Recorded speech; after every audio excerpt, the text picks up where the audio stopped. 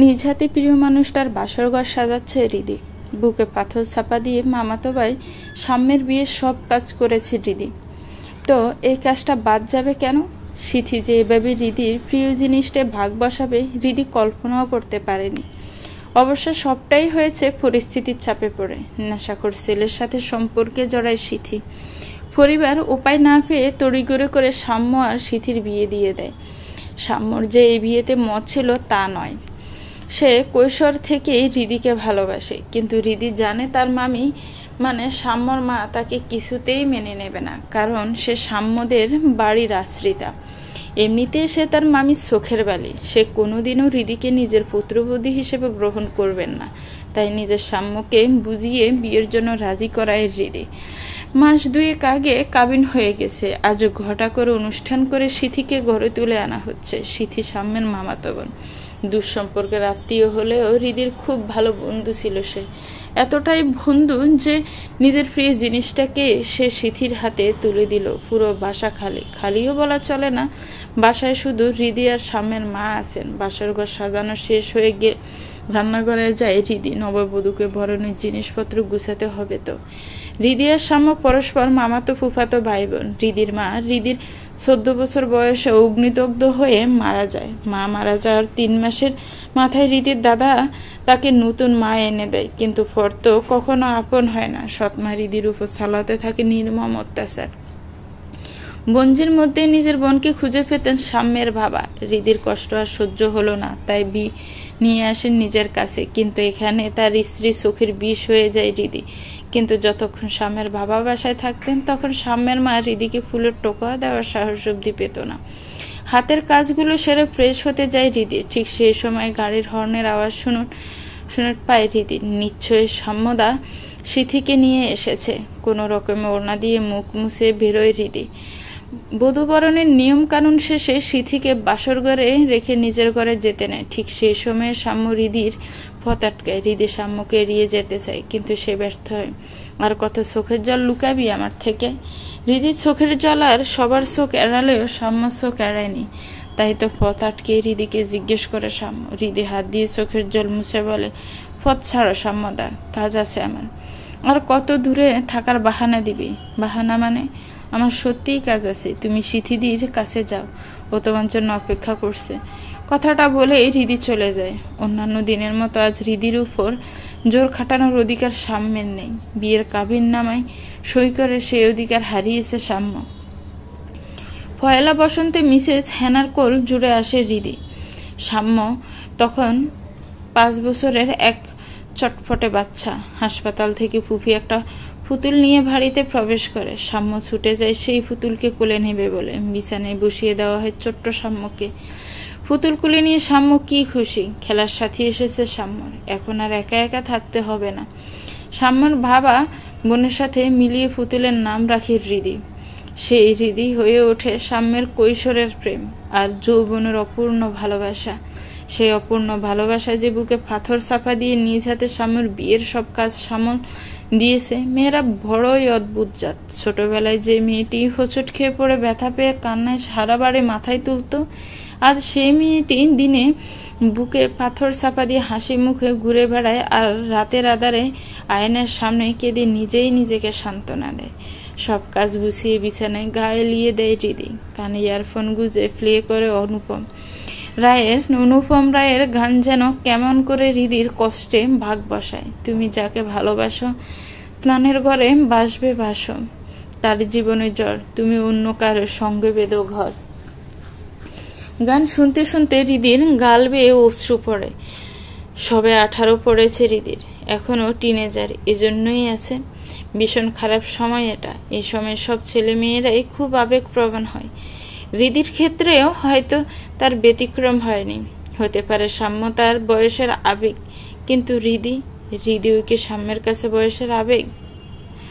কে জানে। হৃদির এখন একটাই চাওয়া, সাম্য সিথিকে নিয়ে সুখে থাকুক।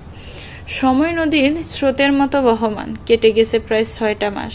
এই কয়েক মাসে হৃদি সাম্যের সামনে খুব একটা দরকার ছাড়া যায়নি।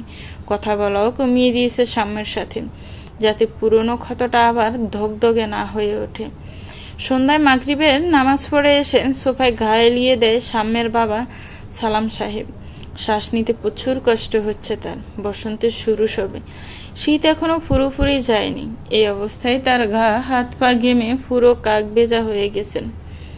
বুকের বা ফাঁসটাও কেমন যেন ব্যথা করছে। তিনি হৃদির কাছে এক গ্লাস পানি চান। ডাইনিং থেকে হৃদি গ্লাসও করে পানি এনে দেখে মামার এই অবস্থা। অস্থির হয়ে পানির গ্লাসটা সালাম সাহেবের দিকে বাড়িয়ে দেয়। কাঁপা হাতে হৃদির হাত থেকে গ্লাসটা নেন সালাম সাহেব। তড়িঘড়ি করে ফ্যান অন করে হৃদি। মামার এই অবস্থা দেখে হৃদি ঘাবড়ে যায়। চিৎকার করে শাম্মুকে, সিথিকে আর মামিকে ডাকে হৃদি। বিলকিস বেগম স্বামীকে দেখে ভয় পেয়ে যান। শীতে বালতি করে পানি আনে, মাথায় পানি ডালা হয়। শাম্মু অ্যাম্বুলেন্স ডাকে। নিয়ে যাওয়া হয় সালাম সাহেবকে হাসপাতালে। ডাক্তার জানায় তিনি হার্ট অ্যাটাক করেছেন। যত তাড়াতাড়ি সম্ভব সার্জারি করা দরকার।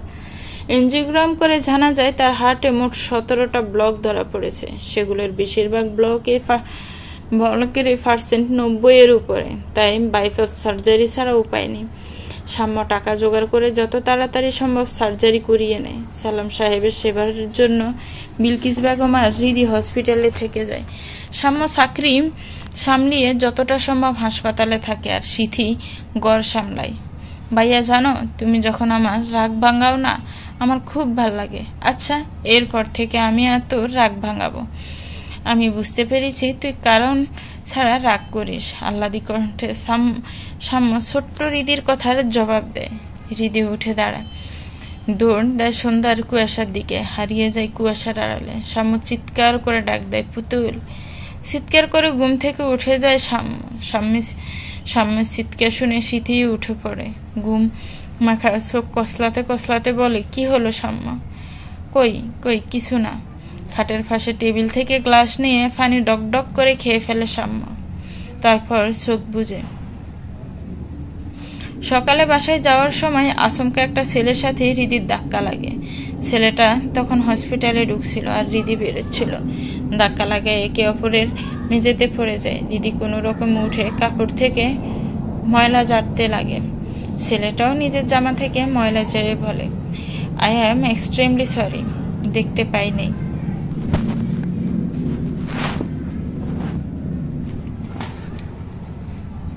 না না, ঠিক আছে, শান্ত গলায় ছেলেটার কথার জবাব দেয় হৃদি। তারপর গন্তব্য দিকে হাঁটা লাগায়। ছেলেটা অপলক দৃষ্টিতে হৃদির যাওয়ার পানে চেয়ে থাকে। যে কয়েকদিন সালাম সাহেব হাসপাতালে ভর্তি ছিলেন, সে কয়েকদিন প্রায় ছেলেটার সাথে হৃদির দেখা হতো। ছেলেটা যে সে হৃদির সাথে কথা বলতে আসতো। হৃদিও ভদ্রতার খাতিরে ছেলেটার সাথে কথা বলতো। বিষয়টা বিলকিস বেগম খেয়াল করেন। তিনি হৃদিকে ডেকে বলেন, বাইরের ছেলের সাথে এত কথা কিসের তোর? মামি, আমি তো আর জেসে ওনার সাথে কথা বলতে চাইনি।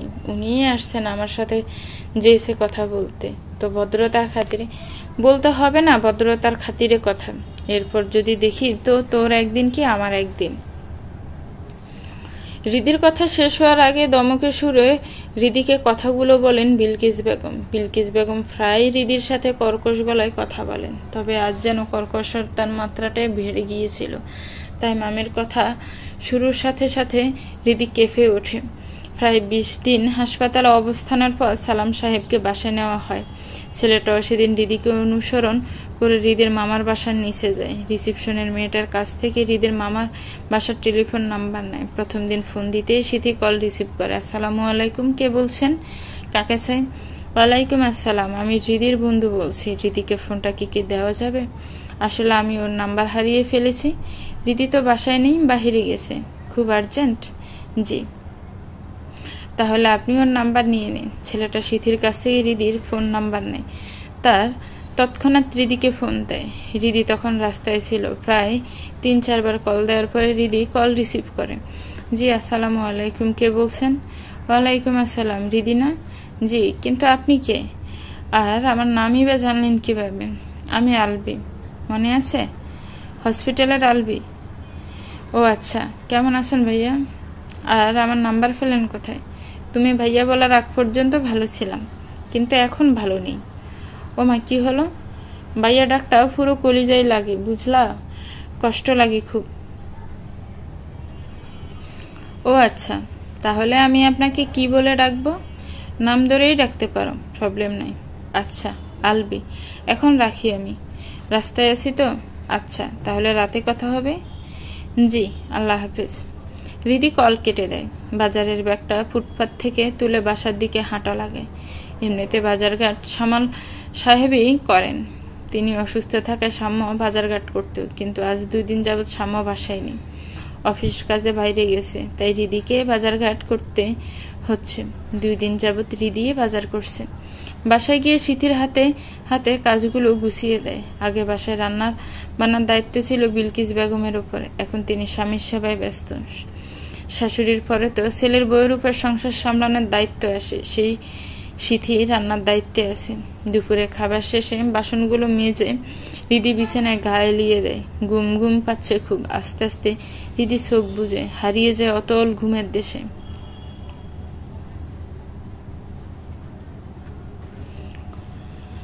তোরা দুজনে আমায় পাগল করে দিবি, কতক্ষণ ধরে তোদের পেছন ঘুরছি, খেয়ে নিলেই তো ঝামেলা শেষ হয়ে যায়। হাঁপাতে হাঁপাতে কথাটা হৃদি সাম্যকে বলেন মিসেস হেনা। সাম্য আর হৃদি হাসতে হাসতে বলে, হি হি হি, আমাদের ধরতে পারলে না। তোরা খাবি না? না, খিতুলি আমার ভাল লাগে না পুপ্পি, আহ্লাদি কণ্ঠে মিসেস হেনার কথার জবাব দেয় সাম্য। সাম্য তখন 10 বছরের বাচ্চা, কিন্তু বাচ্চামি স্বভাবটা তখনও সাম্যার মধ্যে ছিল। আর সারাক্ষণ হৃদির সাথে থাকতে সেও আদো আদো কথা বলতো। হৃদি সাম্যর কথা তালে তালে মিলিয়ে বলে, সাম্য দ্বারা ভাল লাগে না তো আমারও ভাল লাগে না। ওরে দুষ্টু, দুটো কাজ একসাথে বেঁধে খাওয়াবো। কথাটা বলেই মিসেস হেনা আবার দুজনের পেছন ছুটতে লাগলেন এবং ধরেও ফেলেন। দুজনকে নিয়ে সোফায় বসান, জোর করে খাইয়ে দেন দুজনকে। খেতে খেতে হৃদি সাম্যকে বলে, সাম্যদা, আজকে আমার পুতুলের সাথে তোমার পুতুলের বিয়ে দিবে না? আমি পড়াগুলো শেষ করে নেই, বিকেলে দেব বিয়ে। আম্মু, তুমি পায়েস রান্না করে দিও, পুতুলের বিয়ে। আচ্ছা, এখন খানা মাজান। হৃদি, এই হৃদি ওঠ, আসরের আজান দিয়েছে, নামাজ পড়বি না? সিথি হৃদিকে ধাক্কা দিছে আর ডাকছে। বিকেল হয়ে গেছে, নামাজ পড়তে হবে না? এই বাসার নিয়ম, সবাইকে 5 ওয়াক্ত নামাজ পড়তে হবে। অনেক কিছু ছাড় দেওয়া গেলেও এই ব্যাপারে ছাড় দেওয়ার কোনো প্রশ্নই আসে না। সিথির ডাকে হৃদি চমকে ওঠে। এতক্ষণ তাহলে হৃদি স্বপ্ন দেখছিল? হ্যাঁ, যাই সিথিদি। চোখ কসলাতে ওয়াশরুমে যাই অজুর উদ্দেশ্য। ইদানিং ছোট বেলা নিয়ে স্বপ্ন খুব বেশি দেখছে হৃদি, কিন্তু কেন তা আল্লাহ ছাড়া আর কেউ জানেন না। কারণ আল্লাহ সর্বশক্তিমান, তিনি সব জানেন, শুনেন, দেখেন। খাওয়ার শেষে বাসনগুলো মেজে ক্লান্ত শরীরে বিছানায় এলিয়ে দেয়। কিছুক্ষণের মধ্যেই চলে যায় অতল ঘুমের দেশে। রাত 12টা নাগাদ হৃদির ঘুম ভাঙে, তাও ফোনের শব্দে। ঘুম মাখা চোখ নিয়ে ফোনের স্ক্রিনের দিকে তাকায়। নাম্বারটা সেভ করা নেই, কিন্তু পরিচিত লাগছে নাম্বারটা। আরে, এটা তো আলবির নাম্বার। কিন্তু এত রাতে আলবি হঠাৎ ফোন দিল কেন? নিশ্চয়ই কোনো দরকার আর থাকতে পারে। ঘুম ঘুম চোখে ফোন রিসিভ করে ক্লান্তিকর কণ্ঠে হৃদি বলেছি, বলুন। ঘুমাই পড়ছিল নাকি? রাত বাজে 12টা, এ সময় ঘুমানো কি স্বাভাবিক নয়? ও আচ্ছা, তাহলে ডিস্টার্ব করলাম, সরি। না না, ঠিক আছে। কি জন্য ফোন দিয়েছিলেন সেটা বলুন। এমনি কথা বলতে মন চাইলো তাই ফোন দিলাম। হোয়াট? এমনি মানে কি এগুলার? তোমার মিষ্টি বয়স শুনতে মন চাইলো তাই ফোন দিলাম। মশাই, রাত বিরাতে এইভাবে অন্য মেয়েকে ফোন দিলে আপনার গার্লফ্রেন্ড রাগ করবে। কথাটা বলে হৃদি হেসে দেয়। হৃদির হাসির আওয়াজ ফোনের ওপাশেও যায়। হৃদির হাসি শুনে আলবিও মুচকি হাসে আর বলে, ও হ্যালো ম্যাডাম, আমার কোনো গার্লফ্রেন্ড নেই, আমি pure single. By the way, আপনার বফ কেমন আছেন? বফ নাই কেন? ডোন্ট নো, আমার ঘুম পাইতেছে। আচ্ছা, আর ডিস্টার্ব করব না। Good night madam. প্রতিদিন রাতে প্রায় হৃদিকে আলবি ফোন দিত। হৃদিও আলবির সাথে কথা বলাটা খুব উপভোগ করত। কোনোদিন ফোন দিতে দেরি হলে হৃদি খুব চিন্তায় পড়ে যেত। এতদিনে ছেলেটার প্রতি মায়া জন্মে গেছে হৃদির। মেয়েদের মায়া বরাবরই বেশি থাকে। তারা আঠা নষ্ট হওয়া টিপ, ভাঙা ছুরি, জোড়া হারানো কানের দুলটো খুব যত্ন করে রেখে দেয়। এজন্য তাদের মায়াবতী বলা হয়। মায়াবতীর কোনো পুরুষবাচক শব্দ নেই। হুমায়ুন আহমেদ। মায়া ভয়ঙ্কর সুন্দর। এই জিনিসটা একটা মেয়ের জীবনে যেমন সুখের জোয়ার বয়ে আনে, ঠিক তেমনি দুঃখ কষ্টও বয়ে আনে। ঠিক যেমনটা হয়েছিল বাংলার নবাব সিরাজউদ্দৌলার স্ত্রীর সাথে। তিনি প্রথমে নবাবের মায়ায় পড়েন, পরে ভালোবেসে বিয়েও করেন, কিন্তু সুখ তার কপালে বেশি দিন সয় না। দুঃখ কষ্টের ভাটা পড়ে তার জীবনে হত্যা করা হয় বাংলার শেষ স্বাধীন নবাবকে। বেগম লুৎফুন্নেসা এতটাই বাংলার শেষ নবাবের মায়ায় পড়েছিলেন যে পরবর্তী জীবনে সে নবাবের কবরে প্রদীপ মোমবাতি জ্বালিয়েই কাটিয়ে দিয়েছেন। আচ্ছা, তুমি কি বাচ্চা পড়াও? আগে পড়াইতাম, এখন পড়াই না। কেন?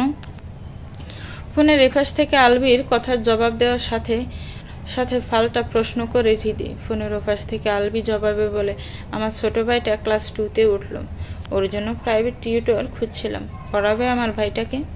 দেখি, আমি মামার সাথে কথা বলে তোমায় জানাবো নি। আচ্ছা, কয়টা বাজে খেয়াল আছে ম্যাডাম? ফোনের ওপাশ থেকে আলবির বলা কথা শুনে হৃদি ঘড়ির দিকে তাকায়, দেখে 1:30 বাজে। এত রাত হয়ে গেছে হৃদি বুঝতেই পারেনি। আলবির সাথে কথা বললে সময় কেমন যেন তাড়াতাড়ি চলে যায়। কি হলো ম্যাডাম, বললেন না তো কয়টা বাজে? ফোনের ওপাশ থেকে হৃদির দিকে প্রশ্ন ছুড়ে মারে আলবি। লজ্জামাখা কণ্ঠে হৃদির আলবির প্রশ্ন উত্তর দেয়, মানে 1:30। ঘুমাবেন না? ঘুম আসছে না।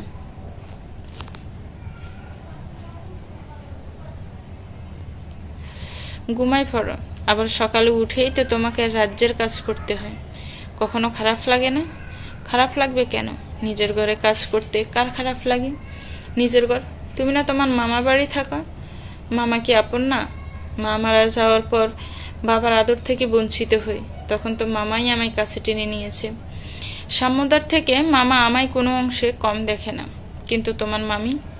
আলবির কথা শুনে হৃদি দীর্ঘশ্বাস পেলে হাসি মাখা কণ্ঠে বলে, মামি তো আমায় আরো বেশি ভালোবাসে, তাই তো বকাঝকা করেন। অনেক রাত হয়েছে, আল্লাহ হাফেজ। আল্লাহ হাফেজ। হৃদি ফোন কেটে দেয়। স্টাডি টেবিলের পাশে চার্জিং পয়েন্ট, ফোন চার্জে দিয়ে বিছানায় শুয়ে পড়ে। দীর্ঘশ্বাস পেলে হৃদি। সে জানে মামির কাছে হৃদি বোঝা, কিন্তু ঘরের কথা কি আর বাইরের মানুষকে বলা যায়? লোকে সিসি করবে। ছোটবেলায় হৃদি বেশ ফেট ফাতলা স্বভাবের ছিল, কোনো কথাই গোপন রাখতে পারত না। তাই হৃদির মা হৃদিকে বলতেন, আমাদের কাছে বলছিস কে বল, কিন্তু বাইরের মানুষের কাছে ঘরের কথা কখনো বলবি না, লোকে সিসি করবে আর সুযোগ পেলে কটু কথা বলবে। সময় আর পরিস্থিতি কত কিছুই বদলে দেয়। 4-5 বছর আগের সেই হৃদি এখন বদলে গেছে। কিছু হলেই বাড়ি মাথায় করতো যে মেয়ে, আজ চুপচাপ থাকতে শিখে গেছে, গোপন রাখতে শিখে গেছে হাজারো কথা। যে মেয়ে গোসল করে বাথরুমে কাপড় ফেলে আসতো অন্য কেউ তার কাপড় ধুবে বলে, সেই মেয়ে আজ 4-5 জনের কাপড় দিব্যি ধুয়ে দিচ্ছে। হাত নষ্ট হয়ে যাবে বলে যে মেয়ে বাসন মাজতো না, সেই মেয়ে 3 বেলা এঁটো বাসন ধুচ্ছে। কেউ নিজের জিনিসের দিকে তাকালে যে মেয়ে তাকে সহ্য করতে পেত না, আর সেই মেয়ে হাসি মুখে প্রিয় জিনিসটাকে অন্যের হাতে তুলে দিয়েছে। মেয়েদের জীবনটা ঠিক এইরকমই, স্যাক্রিফাইসার মানিয়ে নিয়েই চলে যায়। দুটো চোখের একটি দিয়ে নিজের পরিবার আপনজনের সুখ দেখা, আর অন্য চোখ দিয়ে ভালোবাসার মানুষটা। নিজের দিকে তাকানোর সময় সুযোগ কোনোটাই নেই তার। কেন যেন ইদানিং রাত হলে হৃদির মায়ের কথা খুব মনে পড়ে। আজকেও মনে পড়ছে। হৃদি দীর্ঘশ্বাস পেলে চোখের কার্নিশ থেকে জল গাল গড়িয়ে বালিশে পড়ে। হৃদি তো এসেছি দিলি এইবার, তাই না? জি মামা। কথাটা বলে সালাম সাহেবের প্লেটে তরকারি দেয় হৃদি। সালাম সাহেব রুটির টুকরো মুখে দিয়ে বলেন, তা বিয়ে শাদী করার কি ইচ্ছে এখনো আছে, না আর একটু পরে করবি? তোমার যা ভালো বুঝো। তোমরা তো আমার ভালোই চাইবে, কখনো খারাপ চাইবে না। তোর পছন্দের কেউ আছে? কথাটা শোনা মাত্রই হৃদি সামনের দিকে করুণ দৃষ্টিতে তাকায়। দীর্ঘশ্বাস ফেলে বলে, মামি কিছু লাগবে তোমার? না। কারণ বুঝতে বাকি রইল না যে হৃদি কথাটা এড়িয়ে গেল। সবার খাওয়া যখন শেষের দিকে, তখন হৃদি আর সিথি খেতে বসে। খাওয়া শেষে সালাম সাহেব উঠে যাচ্ছিলেন, তখন হৃদি তাকে বলেন, মামা আমি যদি একটা টিউশনি করি তো তোমাদের কি কোনো সমস্যা হবে? বাসায় গিয়ে পড়াবে নাকি স্টুডেন্ট বাসায় আসবে? ফোনের গ্লাসটা টেবিলে রেখে হৃদিকে পাল্টা প্রশ্ন করে সাম্য। সাথে সাথে হৃদি জবাব দিয়ে দেয়, বাসায় গিয়ে ভাইয়া। বাসা কই? তা তো জিজ্ঞেস করিনি।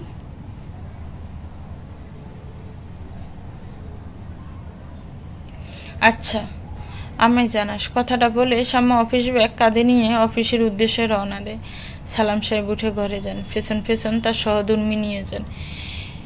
সিএনজিতে আনমনে বসে আছে সাম্য। শহুরে যান্ত্রিক জীবনের কলহল তার কান স্পর্শ করেনি। সেদিনে সাম্যের ফুপি পুতুলটাকে সাম্যর কোলে দিল। দেখতে দেখতে পুতুলটা বড় হয়ে গেল। হয়ে গেল কৈশোরের প্রেম। পরিস্থিতি পুতুলকে সাম্যর থেকে দূরে সরিয়ে নেয়। যাকে নিয়ে সাম্যের পুরো জীবন কাটানোর কথা ছিল, সে একদিন অন্য কারো হয়ে যাবে ভাবতে সাম্যর ভেতরটা মুসড় দিয়ে ওঠে। রাত তখন প্রায় 11:30। সাম্য ছাদে দাঁড়িয়ে নিজ মনে সিগারেট টেনে যাচ্ছে।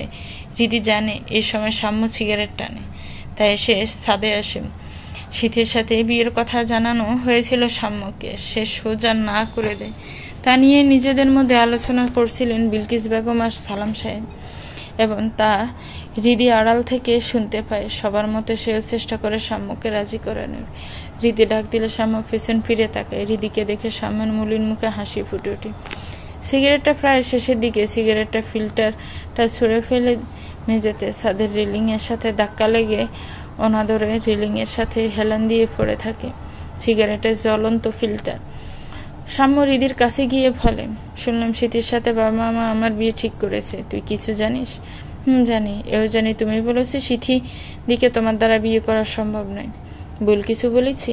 আমার পুতুল থাকতে আমার অন্য কাউকে চাই না। অবশ্যই সবকিছু সম্ভব না সম্মদা, তুমি জানো আমি আশ্রিতা। আশ্রিতা তো কি হয়েছে?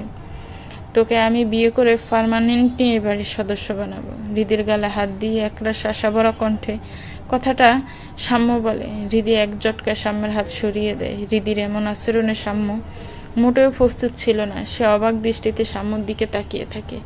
করুণ কণ্ঠে বলে, হৃদি তোর কি কিছু হয়েছে? এমন করছিস কেন তুই? কি হবে? কিছু না। তাহলে এমন করছিস কেন? তুই কি আমায় আর ভালোবাসিস না? সব ভালোবাসা পূর্ণতা পায় না সাম্যদা।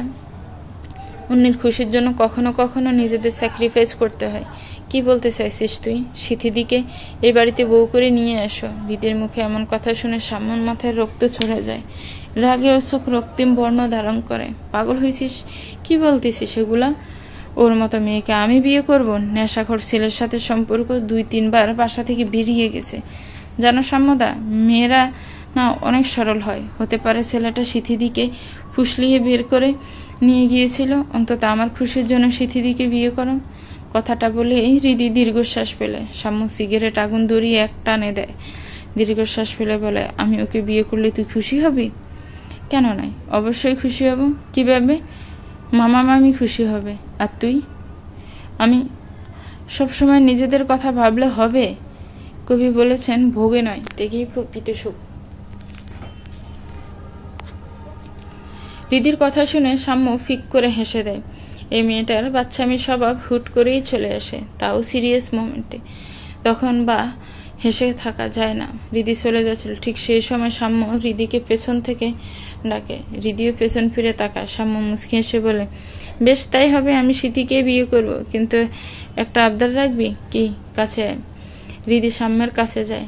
সাম্য হৃদির কপালে এঁকে দেয় তাদের ভালোবাসার শেষ চিহ্ন। যদিও চোখ বন্ধ করে তা পরম আয়েশে গ্রহণ করে। 3 দিন হলো হৃদি আলবির ভাই অভিকে পড়াচ্ছে। মামার বাসা থেকে আলবির বাসা আসতে প্রায় 10 মিনিট লাগে রিক্সায় গেলে, আর হেঁটে গেলে আধ ঘন্টা লেগে যায়। কিন্তু একটা বিষয়ে হৃদির খটকা লাগছে, সে এখন পর্যন্ত আলবির মা বাবাকে দেখেনি। এত বড় বাড়িতে একটা ছেলে একটা বাচ্চাকে নিয়ে তো কখনোই একা থাকতে পারবে না। হৃদি আবার সোজা কথার মেয়ে। সেদিন হৃদিকে আলবি এগিয়ে দিচ্ছিল। এমন সময় হৃদি বলে ওঠে, আচ্ছা পুরো বাসায় কি তুমি আর অভি একাই থাকো? আরে তুমি পাগল নাকি? আমি একা থাকবো কিভাবে? না মানে তোমার বাবা মা কাউকে দেখলাম না তো, তাই জিজ্ঞেস করলাম আর কি। হৃদির কথা শুনে আলবি মুচকি আসে আর বলে, বাবা ইহলোকের মায়া ত্যাগ করেছেন অনেক দিন আগে। মা চাকরি করেন, তাই এখন পর্যন্ত মাকে দেখতে পাওনি।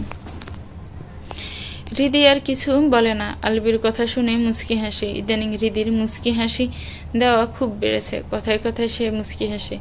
রিক্সা না পাওয়ায় আজ হৃদি হেঁটেই বাসায় যায়। বোরখাটা ছেড়ে মুখ ধুয়ে সিথির ঘরে যায়। সিথি তখন ফোনে কথা বলছিল। হৃদি গিয়ে সিথিকে ডাক দেয়।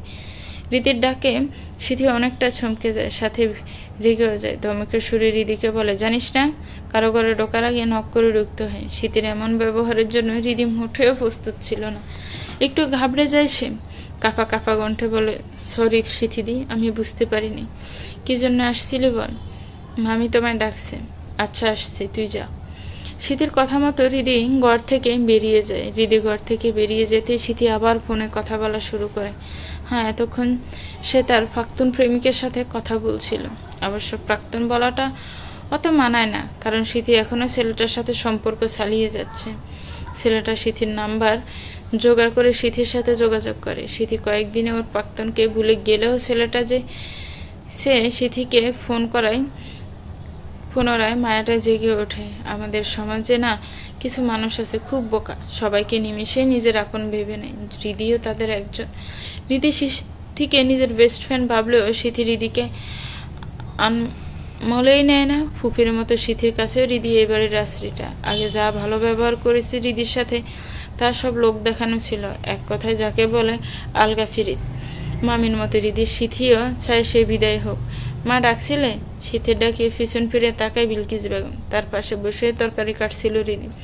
বিলকিস বেগম সিথিকে তরকারি কাটার নির্দেশ দেয় আর হৃদিকে বলেন ঘর ঝাড়ু দিয়ে মুছে ফেলতে। হৃদি মামির আদেশ পালনের জন্য লেগে পড়ে ঝাড়ু দিয়ে। ঘর ঝাড়ু দেওয়া হলে একে একে ঘর মুছে হৃদি। এরই মধ্যে বাসার সবাই গোসল সেরে ফেলে। ঘর মোছা শেষ করে সবে ফ্যানের নিচে দাঁড়িয়েছে তো মামির ডাক পড়ে, হৃদি কাপড়গুলো ধুয়ে দেয়। যাই মামি। সাম্য বড়বারে অগোছালো টাইপের ছেলে, কখনো কিছু ঠিক নেই। প্রায় এক সপ্তাহের জামা কাপড় জমে আছে। একরাশ বিরক্তি নিয়ে সিথি সেগুলো হৃদির দিকে ছুঁড়ে মারে। ইদানিং সিথির আচরণ হৃদির কাছে কেমন যেন অস্বাভাবিক লাগছে। আজ আরো বেশি লাগছে। নক না করে ঘরে যাওয়ার কারণে সিথি রাগ করেছে। আর রাগ করাটা স্বাভাবিক, নিশ্চয়ই কোনো দরকারি কথা বলছিল। আর সেই সময় হৃদি ঢুকে সিথি হয়তো বিরক্ত হয়েছে। কাপড়গুলো ধুয়ে ছাদে রোদে দিতে যায় হৃদি। তখনই সিথি চুল ঝাড়া দিতে দিতে ছাদে আসে। সিথিকে দেখে হৃদি গলা জেরে কাশে। সিথি হৃদির দিকে তাকিয়ে চুল মুছতে মুছতে বলে, কিছু বলবি? হ্যাঁ, সরি সিথিদি। কেন? নক না করে ঘরে ঢুকেছিলাম, তুমি মেবি রাগ করেছ আমার উপর। সিথি মুচকি আসে। তোয়ালেটা রোদে শুকায় দিয়ে হৃদিকে রেলিংয়ের কাছে নিয়ে যায়। হাত দুটো রেলিংয়ে ভর দিয়ে বলে, জানিস হৃদি, ইদানিং না নিজের একটা বেডসাইড নিজেই ধরছি। এই বেডসাইডটা না আগে ছিল না। হঠাৎ করে কিভাবে এই বেডসাইডটা আমার মধ্যে এলো আমি নিজেই বুঝছি না। কি বেডসাইড সিথিদি? অল্প কিছুতে রিয়েক্ট করে ফেলি, ঠিক যেমনটা তোর সাথে করেছিলাম। তুই রাগ করিস না প্লিজ। আরে রাগের কি আছে? আমার দোষ ছিল বলেই তো তুমি আমায় ধমক দিয়েছিলে। হাসতে হাসতে সিথির কথা জবাব দেয় হৃদি। সিথি মুচকি এসে হৃদির গালে হাত দিয়ে বলে, পাগলি মেয়ে। অফিস থেকে আসতে সাম্য হৃদির ঘরে যায়। হৃদি তখন বিছানায় হেলান দিয়ে বই পড়ায় ব্যস্ত। সাম্যকে দেখা মাত্রই হৃদি উঠে দাঁড়ায়। হৃদি কিছু বলতে যাবে তার আগে সাম্য বলে, সিথি কই? বিকেলের দিকে বের হইল, বলল বান্ধবীর বাসায় যাইতেছে বেড়াইতে। কোনো দরকার? আমার নীল টি শার্টটা খুঁজে পাচ্ছি না, আসো আমি দিতেছি। বইয়ের বুকমার্কে দিয়ে হৃদি সাম্যের ঘরের দিকে পা বাড়ায়। সাম্যও পেছন পেছন যায়।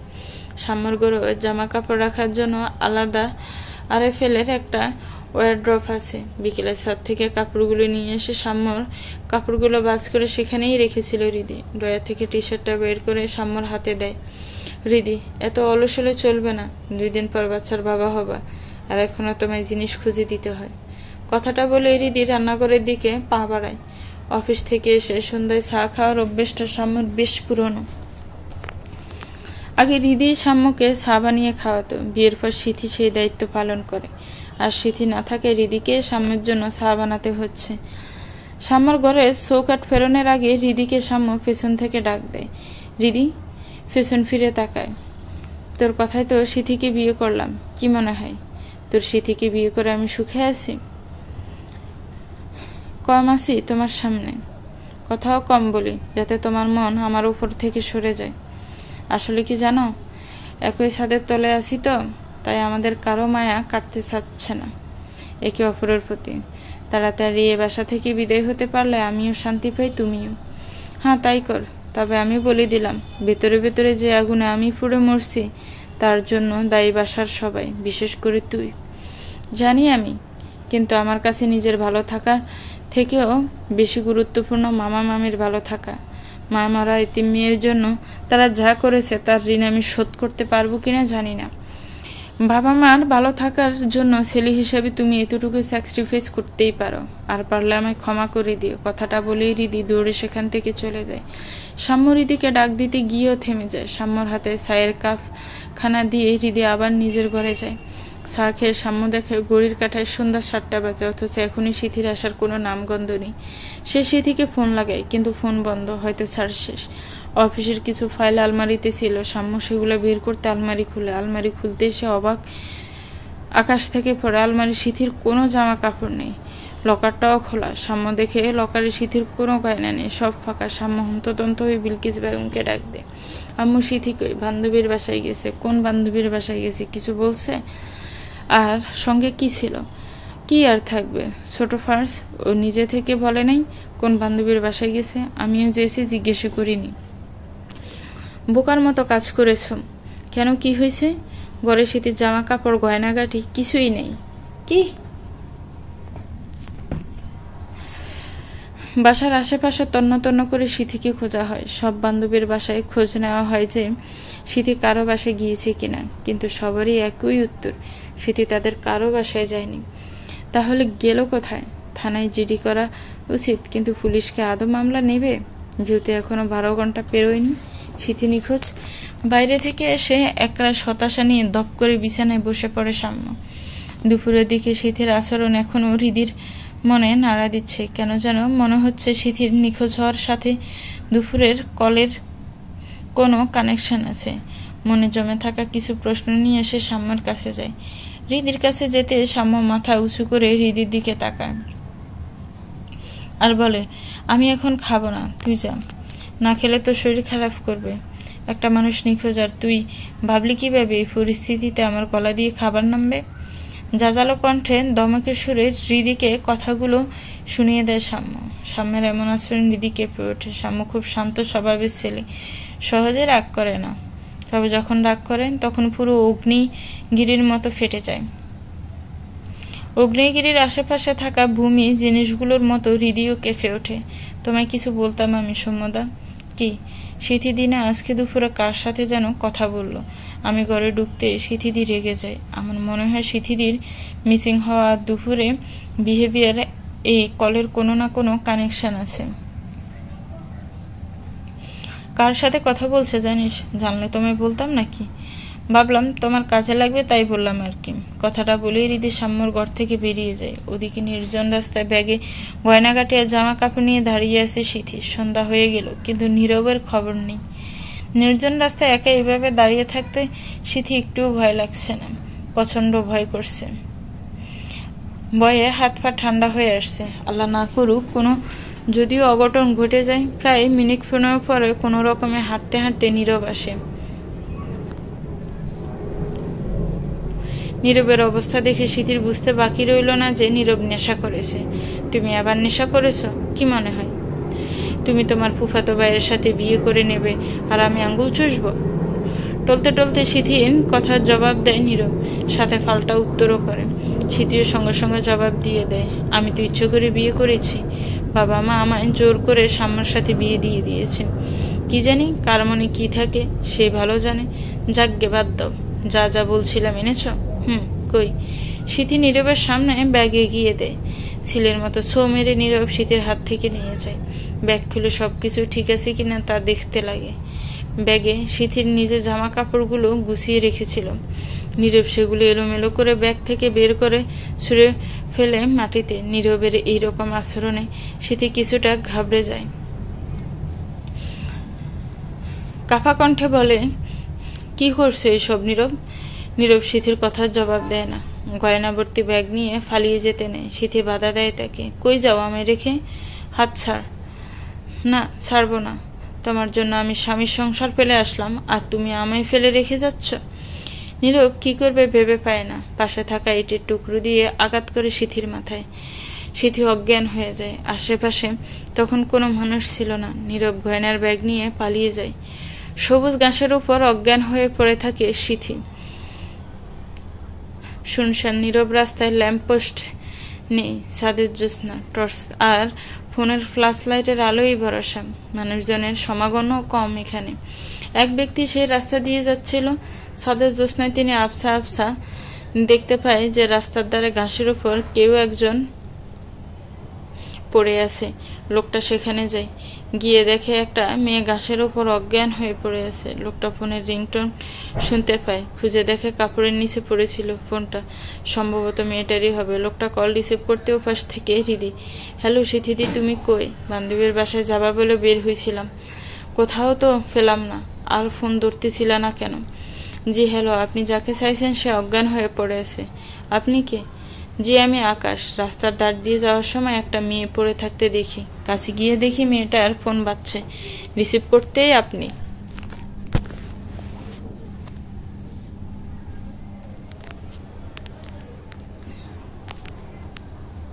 কোথায়? জায়গার নাম বলেন, জলদি বলেন। আকাশ জায়গাটার ঠিকানা দেয় হৃদিকে। হৃদি আকাশকে সেখানে কিছুক্ষণ থাকতে অনুরোধ জানায়। দিনকাল ভালো না, জানুয়ারি ভরে গেছে দেশটা।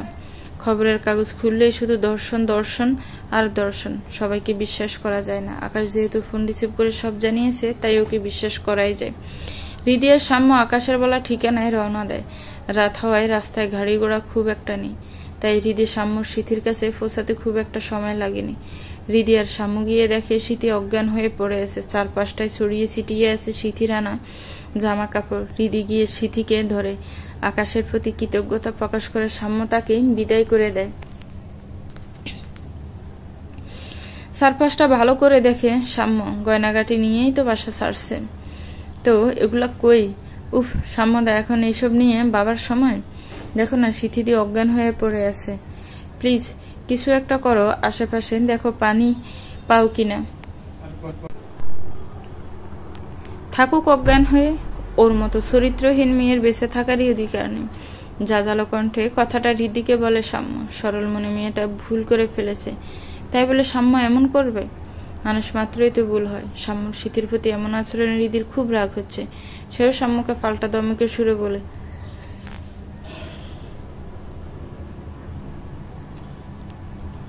তোমায় বলছি আমি ফানি আনতে, না আনলে বলো আমি আনতেছি। এতই যদি রাগ সিথিদির উপর, আসলে কেন আমার সাথে? আমি একাই আসতাম। সাম্য আর হৃদিকে কিছু বলে না, কথায় কথা বাড়ে। বাইকের কাছে গিয়ে দেখে বোতল আছে, কিন্তু পানি নেই। আশেপাশে খুঁজে একটা পুকুর পায়, সেখান থেকে পানি এনে হৃদির হাতে দেয়। নে পানি নিয়ে আমায় উদ্ধার কর। হৃদি মুখ বেঞ্চি কেটে সাম্যর হাত থেকে পানি নেয়। সিথির মুখে পানি ছিটা দেয়। পরপর 3 বার পানি ছিটা দেওয়ার পর সিথির জ্ঞান ফিরে। এই মুহূর্তে সাম্যর ইচ্ছা করছে সিথির গালে কষিয়ে ছড় মারতে। বেহায়া মেয়ে কোথাকার, গয়নাগাটি নিয়ে পালিয়েছে। এতই যদি সাম্য সমস্যা, তো সাম্যকে বলতেই পারত, মুক্তি দিয়ে দিত সাম্য তাকে। তারপর হৃদিকে নিজের করে নিত সে। হৃদি ধরে সিথিকে দাঁড় করায়। সাম্য তেড়ে যায় সিথির দিকে, কিন্তু হৃদির চোখ রাঙ্গানির কাছে হার মানতে হয় তাকে। ঘরের এক কোণায় মাথা নিচু করে দাঁড়িয়ে আছে সিথি, পাশে হৃদি। সামনে বসে আছে সিথির মা বাবা আর সাম্যের মা বাবা। ঠিক ঘরের আরেক কোণায় ঘৃণা ভরা দৃষ্টিতে সিথির দিকে অগ্নি চোখে তাকিয়ে আছে সাম্য। ইচ্ছে করছে মেয়েটাকে জ্যান্ত কবর দিতে, তাতেও সিথির প্রতি সাম্যের রাগ মিটবে কিনা সন্দেহ। তুই কি আদৌ লজ্জা বলতে কিছু আছে? শেষে ওই নেশাখোর। গলা আটকে আসছে সিথির বাবা শফিক সাহেবের। মেয়ের এই রকম কাজের জন্য তিনি চোখ তুলে তাকাতে পারছেন না। বিয়ের সময় 5.5 ভরি স্বর্ণ দিয়ে সাজিয়ে আনা হয়েছিল সিথিকে। ওইসব নেশাখোর ছেলে নীরবে নিয়ে গেছে। সোফা থেকে উঠে কুশিয়ে চর বসিয়ে দেন মেয়ের গালে শফিক সাহেব। এমনিতেই পুরো পরিবেশ থমথমে, তার উপর এমন ঘটনা ঘটায় পুরো ড্রয়িং রুমে আরো নীরবতা ছেয়ে যায়। গালে হাত দিয়ে মাথা নিচু করে দাঁড়িয়ে থাকে সিথি। হৃদি যে কিছু বলবে সে সাহস হৃদির হচ্ছে না। পাকনামির জন্য ইতিমধ্যে সে সাম্য আর মামার কাছ থেকে বকা খেয়েছে, তাই চুপচাপ থাকাটাই শ্রেয়। ভাইজান, তুমি তোমার মেয়েকে নিয়ে যাও, লাগবে না আমার এমন দুচ্চরিত্রা মেয়ে। এর চেয়ে 1.5 গুণে ভালো মেয়ে আমি সাম্যের জন্য পাবো। মুখে বেংসি কেটে সোজাসুজি নিজের সিদ্ধান্ত জানিয়ে দেয় বিলকিস বেগম। বোনের কথা শুনে শফিক সাহেবের মাথায় আকাশ ভেঙে পড়েন। তিনি আদৌ কি তার মেয়ের সংসার টেকাতে পারবেন? পরে তো আর বিয়েও দিতে পারবেন না। ইচ্ছে করছে মেয়েটাকে গলা টিপে মেরে দিক, কিন্তু না, বিপদের সময় মাথা ঠান্ডা রাখতে হয়। তাই এই মুহূর্তে শফিক সাহেবেরও উচিত মাথা ঠান্ডা করে ব্যাপারটা সামাল দেওয়া। করুণ কণ্ঠে বোনের কাছে আর্জি জানায় সে যাতে আর মেয়েকে মাফ করে। কিন্তু বিলকিস বেগম নিজের সিদ্ধান্তে অটল। সে আর সিথিকে ঘরে রাখবেন না। শফিক সাহেব অসহায়ের মতো সালাম সাহেবের পায়ে দৌড়লেন। মেয়ের সংসার বাঁচাতে সালাম সাহেবের করুণা হয়। আরেকটা সুযোগ দেওয়া উচিত, শান্ত গলায় তিনি বলেন। আচ্ছা, তবে এটাই শেষ। শফিক সাহেব হাফ ছেড়ে বাঁচেন। সিথি কেঁদে দেয়। ইনশাল্লাহ ও এবার নিজেকে শুধরে নেবে, আর ভুল করবে না সে। কিছুদিনের মধ্যে সাম্য আর সিথির সম্পর্ক স্বাভাবিক হয়ে যায়। সেই সাথে বাসার পরিস্থিতিও স্বাভাবিক হয়ে যায়। একে একে হৃদির জন্য ভালো ঘর থেকে সম্বন্ধও আসে। রূপগুণে সব দিক দিয়েই হৃদি পরিপূর্ণ। তবে বেশিরভাগ সম্বন্ধগুলোতেই ছেলে বয়স্ক হয়ে যায়, আর বাবা মা ছাড়া হৃদি মানে। তাই সে শ্বশুর শাশুড়ি ছাড়া বিয়ে করবে না। বিয়ের আগে মা বাবার আদর পায়নি, বিয়ের পর অবশ্যই মা বাবার আদর পেতে হবে। হৃদির এমন কথা শুনে বিলকিস বেগম বলেন, শ্বশুর শাশুড়ি ছাড়া বিয়ে করবি, ঝামেলা নেই। হৃদি মুচকি হেসে তখন একটা উত্তর দেয়, শ্বশুর শাশুড়ি চাই আমায়? তোমায় কে বললো মামি? আমার মা বাবা চাই। জি, 4টা মেয়ে আছে, প্রতি মেয়ে 70,000। রাজি? রাজি, কিন্তু 5টা হলে ভালো হয়। আচ্ছা, আমায় কিছু সময় দিন। আচ্ছা, ব্যবস্থা করছি। কথাটা বলেই ফোন কেটে দেয় আলবি। মেয়েদের গোঙানির শব্দে ঘরের আকাশ বাতাস ভারী হয়ে এসেছে। এবার একই আর্জি তাদের ছেড়ে দেওয়া হয়, কিন্তু আলবির তাতে মন ভরে না। তার টাকা চাই, প্রচুর টাকা চাই। মেয়েগুলোকে দেখি যে আরো জিভেই জল চলে আসবে। আলবিরও লালসা লাগছে মেয়েগুলোকে দেখে, কিন্তু নিজেকে নিয়ন্ত্রণ করতে হবে। কাস্টমার বলে দিয়েছে একেবারে খাঁটি ভার্জিন মেয়ে চাই। তাই ব্যবসার লাভের জন্য হলেও আলবির নিজেকে নিয়ন্ত্রণে রাখতে হবে। হ্যাঁ, আলবি নারী পাচারকারী দলের লোক ও টার্গেটে থাকে এতিম মেয়েরা। 4টা মেয়েকে আজই এখান থেকে সরিয়ে দেওয়ার কথা ছিল, কিন্তু একটা মেয়ে কম পড়ায় আজ আর আলবির মেয়েগুলোকে সরানো হয়ে ওঠে না।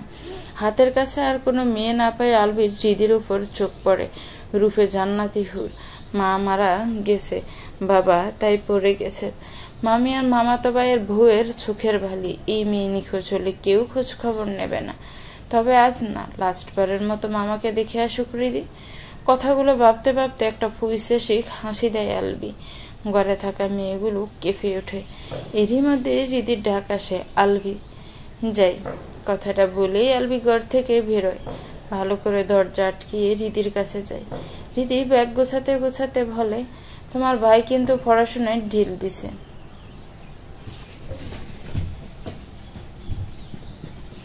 হোমওয়ার্ক 2 দিন ধরে পাই না, কাল যেন পাই। এই বলদ, এত ভালো একটা টিউটর আনলাম, তাও তুই? আজকে তোর হচ্ছে। হৃদিকে বিদায় করে দিয়ে প্ল্যান সাজায় আলবি। সেই প্ল্যানে সাহায্য করে আলবির মা।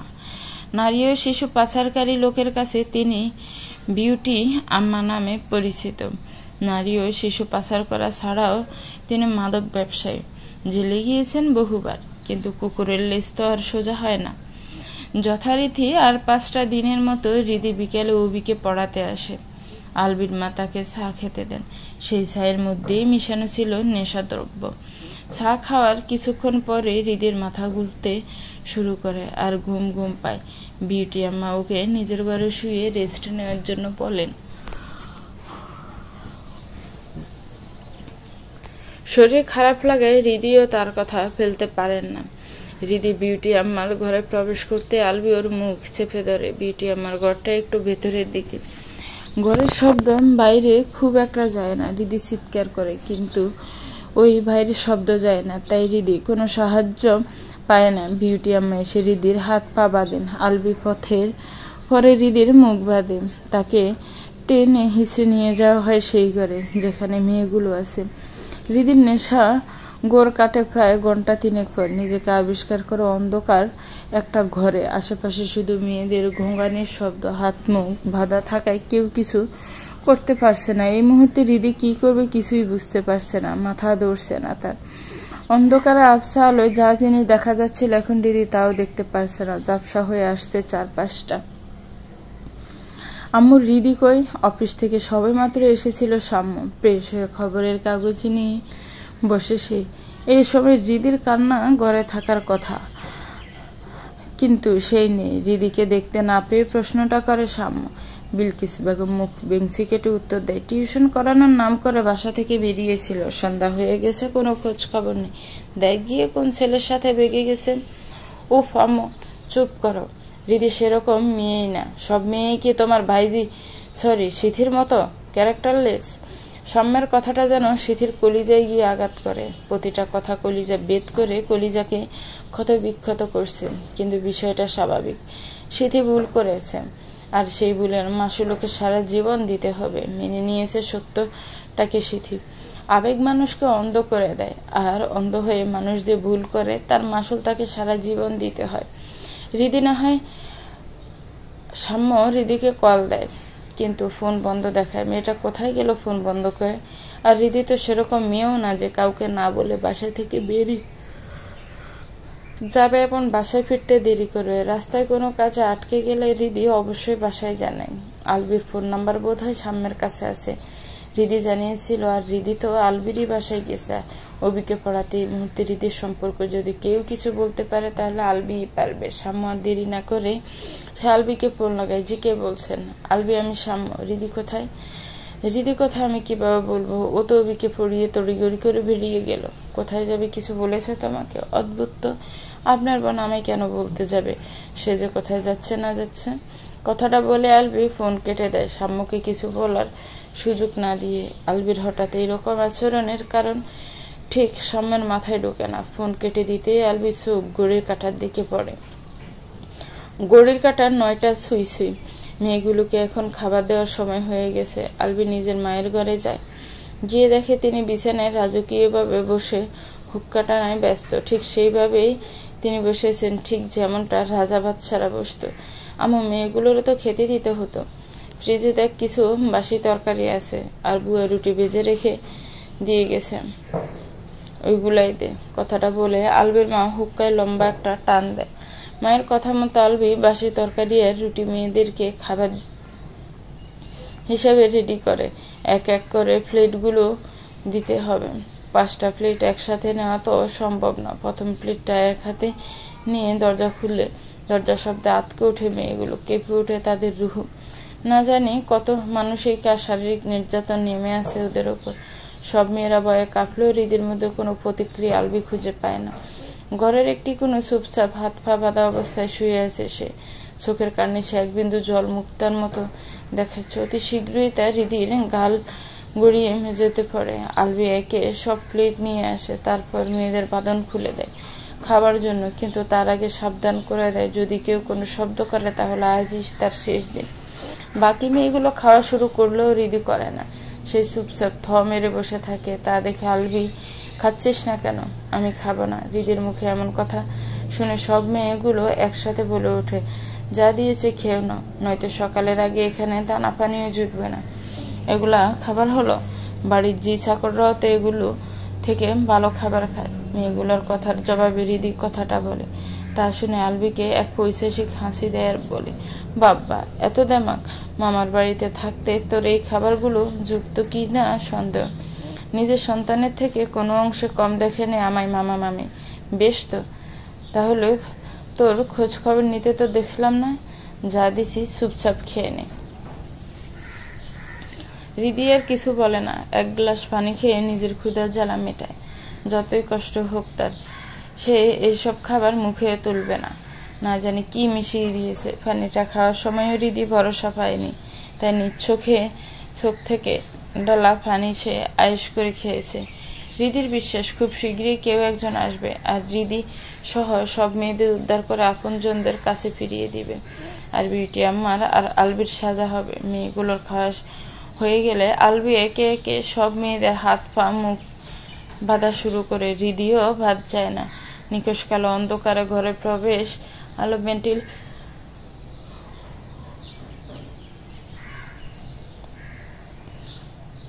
হৃদি বরাবরই ঘাটতেরা সোজা কথার মেয়ে। তবে নিজের পরিবারের জন্য সে সবসময় ধরনের ত্যাগ স্বীকার করতে প্রস্তুত। মা মারা যাওয়ার পর মামার পরিবারে হৃদির পরিবার, তাই সর্বস্ব দিয়ে সে পরিবারকে আগলে রাখতে চেয়েছে। আলবিও বরাবর জানতো হৃদি খুবই সেন্সিটিভ মেয়ে, কিন্তু কাল রাতে সে অন্য হৃদিকে দেখতে পায়। আগের অর্ডারটা ক্যান্সেল হয়েছে, ক্রেতারা ন্যায্য মূল্য দিতে অস্বীকার করেছে। কাল রাতে ক্রেতারা মেয়েদের দেখতে এসেছিল, ক্রেতারা মেয়েদের নিজ হাতে দিয়ে পরীক্ষা করে দেখে। অন্যান্য মেয়ে চুপচাপ তা সহ্য করে নেয়, কিন্তু হৃদি তা পারে না। ক্রেতারা হৃদির শরীর স্পর্শ করার জন্য হাত বাড়ালে হৃদি প্রতিবাদে জ্বলে ওঠে, আর এই সামান্য কারণে তার উপর নেমে আসে অমানবিক নির্যাতন। লাঠি দিয়ে ফেটাতে লাগে বিউটি আম্মা। নেশাগ্রস্ত অবস্থায় মা ছেলে হৃদির গায়ে সিগারেট গরম খুন্তির ছাকা দেয়। সেগুলো সহ্য করতে না পেরে হৃদি অজ্ঞান হয়ে যায়, আর তারা তাকে আগের মতো ফেলে রেখে চলে যায়। হৃদি নিখোঁজ হয়েছে প্রায় 1 সপ্তাহ হলো। শাম্য আর সালাম সাহেবও হৃদির খোঁজ না পেয়ে পাগল হয়ে গেছে। বিশেষ করে সালাম সাহেব পাগল হবেন না কেন, বাগ্নির মধ্যে যে নিজের বোনকে খুঁজে পেতেন তিনি। দরজার ওপাশে মা ছেলের কথোপকথন স্পষ্ট শোনা যাচ্ছে। নতুন ক্রেতা পেয়েছে মনে হয়। বুঝলি আলবি, কপাল আজকে খুব ভালো। একটা কাস্টমার যেতে না যেতেই আর একটা কাস্টমার আসলো। কিন্তু সাবধান, হৃদি নামের মেয়েটাকে বেশি লাফাতে দেওয়া যাবে না। হৃদি আশা কিছুটা হলেও ছেড়ে দিয়েছে, কারণ এতদিন ধরে সে বন্দি, অথচ কেউ তাকে বা তাদেরকে বাঁচাতে আসলো না। আইয়ামে জাহালিয়া যুগের মতোই আজ তাকে এবং বাকি মেয়েদের হয়তো আবার নিলামে দেওয়া হবে। যে যেমন দাম দেবে সে তেমন মেয়ে পাবে। কিয়ামত আর বেশি দূরে নেই। অনেক কামলি পাওয়া গেছে। মানুষের অপরাধ প্রচন্ড মাত্রায় বেড়ে গেছে। চারিদিকে খুন খারাপি, রেশারেশি, দর্শন, অবিচার। মার হাতে মার, মেয়ে খুন, মেয়ের হাতে মা খুন, বাবার হাতে ছেলে খুন, ছেলের হাতে বাবা খুন, আরো কত কি। এই তো কয়দিন আগে ফেসবুক খবরের কাগজের খাতায় মোটা অক্ষরে ছাপা হয়েছিল মেয়ের বিয়ে হচ্ছিল না, তাই বোঝা কমাতে নামাজরত মেয়েকে খুন করে গর্ভধারিণী মা। কেউ কারো কাছে নিরাপদ নেই। সন্ধ্যায় কালো শার্ট পরিহিত একদল মানুষ আলবির বাড়িতে ঢুকে। আলবি তাদের সেই ঘরে নিয়ে যায়। সেখানে মেয়েগুলো আছে। বেশ খানিকক্ষণ যাওয়ার পর বাইরে থেকে আওয়াজ আসে, বোধ হয় পুলিশ হবে। অন্ধকারে সূক্ষ্ম আলোর রেখার মতো হৃদি আশার আলো দেখতে পায়। আপনাদের চারপাশ থেকে ঘেরাও করা হয়েছে, চুপচাপ মেয়েগুলোকে আমাদের হাতে তুলে দেন। আলবির বিউটি আম্মা বন্দুক বের করার প্রস্তুতি নিলে লোকগুলো তাদের জাপটা ধরে ফেলে। ফলে মা ছেলে কোনো কিছু করার সুযোগ থাকে না। লোকগুলো তাদের নিয়ে গিয়ে গাড়িতে তোলে, আর বাকি যারা ছিল তারা মেয়েগুলোর হাত পা বাঁধন খুলে দেয়। হৃদিও বাদ যায় না। অন্য মেয়েগুলো উঠে দাঁড়ালে হৃদি উঠে দাঁড়ানোর শক্তি পায় না। একটা লোক ফোন করে বলে, স্যার, এখানে একটা মেয়ে গুরুতরভাবে অসুস্থ। মেয়েটাকে মনে হয় মারধর করা হয়েছিল। আমি আসছি। ফোনের ওপাশের লোকটা শান্ত গলায় জবাব দেয়। হৃদি নিজের সর্বস্ব দিয়ে উঠে দাঁড়ানোর চেষ্টা করে, কিন্তু সে ব্যর্থ হয়। উল্টে পড়ে গিয়ে আরো ব্যথায় পায়। ঝাপসা চোখে কাউকে দরজা দিয়ে ঢুকতে দেখে। বেশ লম্বা লোকটা, সুঠাম দেহের অধিকারী লোকটা। তিনিও কালো শার্ট পরিহিত, হাতা ফোল্ডার করা। লোকটা হৃদির কাছে আসতে হৃদি অজ্ঞান হয়ে যায়। আমি এখানে কেন? জ্ঞান ফিরতে ব্যর্থ কণ্ঠে নার্সকে প্রশ্ন করে হৃদি। নার্স শান্ত গলায় হৃদির কথার জবাব দেয়। এবং বাইরে অপেক্ষা মানো নারী কনস্টেবল জানায় যে পেশেন্টের জ্ঞান ফিরেছে। নারী কনস্টেবল কেবিনে প্রবেশ করতে হৃদি ভয়ে কুঁকড়ে ওঠে। অসহায় কণ্ঠে আকুতি জানায় হৃদি, যাতে সে হৃদির কাছে না আসে। নারী ডাক্তারকে খবর দেয়, কিন্তু সেই একই অবস্থা। ডাক্তারকে দেখেও হৃদি ভয় পাচ্ছে। কোনো উপায় না পেয়ে নারী কনস্টেবল অফিসার বুখারিকে ফোন লাগায়। বিবর তখন থানার কাজ সামলাতে ব্যস্ত। কনস্টেবল হাসপাতালের পরিস্থিতি সবটা খুলে বলে, এই মুহূর্তে থানায়ও কাজের চাপও বেশি, হাসপাতালেও যেতে হবে, যেহেতু ওপর মহল থেকে হুকুম দেওয়া আছে মেয়েটার যাবতীয় ভালো মন্দের খোঁজ বুখারিকে নিতে হবে। একরাশ বিরক্তি নিয়ে ফাইলগুলোকে টেবিলে ছুঁড়ে ফেলে বুখারি। ফাইল নিয়ে হাসপাতালে দিকে রওনা দেয়। হাসপাতালে গিয়ে সে একই পরিস্থিতির সম্মুখীন হয় বুখারি। ডাক্তার জানে হৃদি এখনো মানসিক চাপের মধ্যে আছে। আশেপাশের মানুষকে সে ভয় পেতে শুরু করেছে। বুখারি আস্তে আস্তে করে হৃদির কাছে যেতে লাগে। হৃদিও ভয় পেয়ে আস্তে আস্তে নিজেকে গুটিয়ে নিতে থাকে। বুখারি হৃদিকে নির্ভয় করার জন্য শান্ত গলায় বলে, ভয় পাবেন না, আমি পুলিশ, আপনাকে আমি সাহায্য করব, প্লিজ কাজে আসবেন না, আপনার কোনো ক্ষতি হবে না, জাস্ট ট্রাস্ট মি, আমি বলেছি আমার কাছে আসবেন না। বুখারি বুঝতে পারে এভাবে হৃদির মুখ থেকে কোনো কিছু শোনা যাবে না। উল্টো হৃদি আরো নিজেকে গুটিয়ে নেবে। বুখারি হৃদির বেডের পাশে একটা টুল নিয়ে বসে আর বলে, আচ্ছা, আমি কাছে আসছি না, আপনি দূর থেকে আমার প্রশ্নের উত্তর দিন। আপনার বাবার নাম কি আর বাড়ির ঠিকানার নাম্বার মনে আছে? বুখারীর কথা শুনে হৃদি তাচ্ছিলেন হাসি দেয়। যার বাবা মা মারা গেছে তার আবার বাবা নামক প্রাণীটা মারা যাওয়ার সাথে সাথেই বদলে গেছে। হৃদির এমন অস্বাভাবিক হাসি দেখে বুখারী কিছুটা চমকে যায়। মানসিক চাপের কারণে মেয়েটা মানসিক ভারসাম্য হারিয়ে ফেলল না তো? আর ওকে? হৃদি ইশারায় হাবোধক উত্তর দেয়। বুখারী শান্ত গলায় হৃদিকে আবারও প্রশ্ন করে, আপনার নাম ঠিকানা কিছু কি মনে আছে? নাম হৃদি। মা মারা গেছে বহুদিন হলো, বাবা থেকেও নেই। মা মারা যাওয়ার পর বাবা পর হওয়ার পর মামার বাড়িতেই থাকে মানুষ হয়েছে। তো আপনি নারী ও শিশু পাচারকারী এবং মাদক সম্রাঙ্গী বিউটি আমার ডেয়ারে গেলেন কি ভেবে? হৃদি আর কিছু বলে না, চুপচাপ বসে থাকে, অদ্ভুত দৃষ্টিতে আনমনে তাকিয়ে থাকে বেশ কিছুক্ষণ। বুখারী আবার প্রশ্ন করলে তার ধ্যান ভাঙে। লম্বা শ্বাস নিয়ে হৃদি বলে, আপনি আসতে পারেন, আমায় একা থাকতে দিন। আর হ্যাঁ, আমার সম্পর্ক কোনো খোঁজ খবর নেবেন না, আল্লাহর দোহাই লাগে। বুখারী বুঝতে পারে হৃদি এখনো মানসিকভাবে ঠিক হয়ে উঠতে পারেনি, তবে তার ধারণা সম্পূর্ণই ভুল। হৃদি সুস্থ মস্তিষ্কে সিদ্ধান্ত নিয়েছে সে আর মামা বাসায় ফিরবে না। মানুষের ঘাড়ে বোঝা হয়ে সে আর থাকতে চায় না। রাত তখন প্রায় 1:30। পুরো হাসপাতাল তখন নিস্তব্ধ, গা ছমছম একটা পরিবেশ, তার মধ্যে মেডিসিনের গন্ধ পরিবেশটা আরো ভুতুড়ে করে তুলেছে। এইরকম পরিবেশে যে কারো গা শিউরে উঠবে, কিন্তু হৃদি সে সম্পূর্ণ স্বাভাবিক। পাটি ফিটিপে হাসপাতালের মেন গেটের দিকে যাচ্ছে সে। যেভাবেই হোক আজ পালাতেই হবে, পুলিশ দিয়ে বিশ্বাস নেই। তারা যতই আশ্বাস দিক যে হৃদির ব্যাপারে কোনো খোঁজ খবর নেবে না, কিন্তু তলে তলে তারা ঠিকই হৃদির সম্বন্ধে খোঁজ খবর নিচ্ছে। তাই হৃদিকে ফালাতেই হবে। শরীর দুর্বল থাকায় স্যালাইন দেওয়া হয়েছিল তাকে। সুচটা ঠিকমতো খুলতে পারেনি হৃদি, কোনো রকমের সুচটা খুলে ফেলে রেখে এসেছে। বা হাতাটায় স্যালাইন দেওয়া হয়েছিল, সেখান দিয়ে গল গল করে রক্ত পড়ছে, ব্যথাও করছে প্রচন্ড। এদিকে আলবি ও তার মা হৃদির ডান পায়ের তলায় খুন্তি গরম করে সেঁকা দিয়েছিল। হাঁটার কারণে স্কোপসটা গলে গেছে, প্রচন্ড জ্বালা পাচ্ছে পায়ে। কতবার যে হোঁচট খেয়েছি হিসেব নেই। ঠিক হাসপাতালের মেন গেটের সামনে এসে হৃদির মাথা ঘুরু শুরু করে, ঝাপসা হয়ে আসে চারপাশটা। মুহূর্তে এসে মাটিতে লুটিয়ে পড়ে হৃদি। জ্ঞান ফিরতেই পাশে বুখারীকে দেখতে পায় হৃদি। মাথা নিচু করে 2 হাত কপালে মুষ্টিবদ্ধ করে টুলে বসে আছে বুখারী। হৃদির জ্ঞান ফিরতে এসে উঠে দাঁড়ায় এবং কাছে এগিয়ে আসে। হৃদিও কিছুটা গুটিয়ে নিতে লাগে নিজেকে। প্রবলেম কি আপনার? ফালাতে চাইছিলেন কেন? পালানো? এখানে পালানো আসলো কিভাবে? তো হাসপাতালের গেটের সামনে পড়ে আছিলেন কিভাবে? ঘুমের মধ্যে হাঁটার অভ্যাস আছে? হাঁটতে হাঁটতে হয়তো। হ্যাঁ, খুব বুদ্ধিমান আপনি। কি ভাবছেন যা বলবেন তাই বিশ্বাস করব? ঘুমে হাঁটা অভ্যাসের সময় মানুষ হ্যাঁচকা টান দিয়ে স্যালাইন খুলে, পায়ের পোস্কা গলে গেছে, তাও সে খুঁড়িয়ে খুঁড়িয়ে হাঁটে। বুখারীর যুক্তির কাছে হৃদি কি বলবে ভেবে উঠতে পারে না। মামা না বলতো পুলিশরা মাথা মোটা হয়, কিন্তু এই বেটা তো প্রচুর শিয়ানা। বুখারী হৃদির সামনে তুমি বাজালে ওর ধ্যান ভাঙে। পালানোর কারণটা কি জানতে পারি? ঘুমে হাঁটা। মিথ্যে বলিয়েন না, পাপ হবে। পুলিশরা মাথা মোটা হয়, আপনি এত শিয়ানা হলেন কিভাবে? বিড়বিড় করে কথাটা বলে হৃদি। হৃদির কথার কিছু হলেও বুখারী শুনতে পায়। মাথা মোটা শিয়ানা মানে? কিছু না। কারণটা বললেন না? মন চাইছে তাই পালাইতে চাইছিলাম। আমায় বোকা ভাববেন না।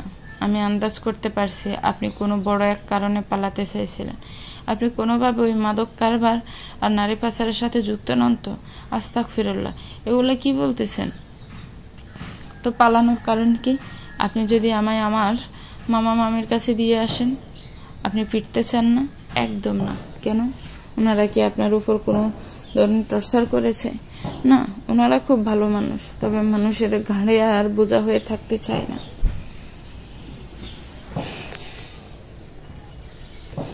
দেখে তো মনে হচ্ছে ক্লাস 9-10 বাচ্চা মেয়ে।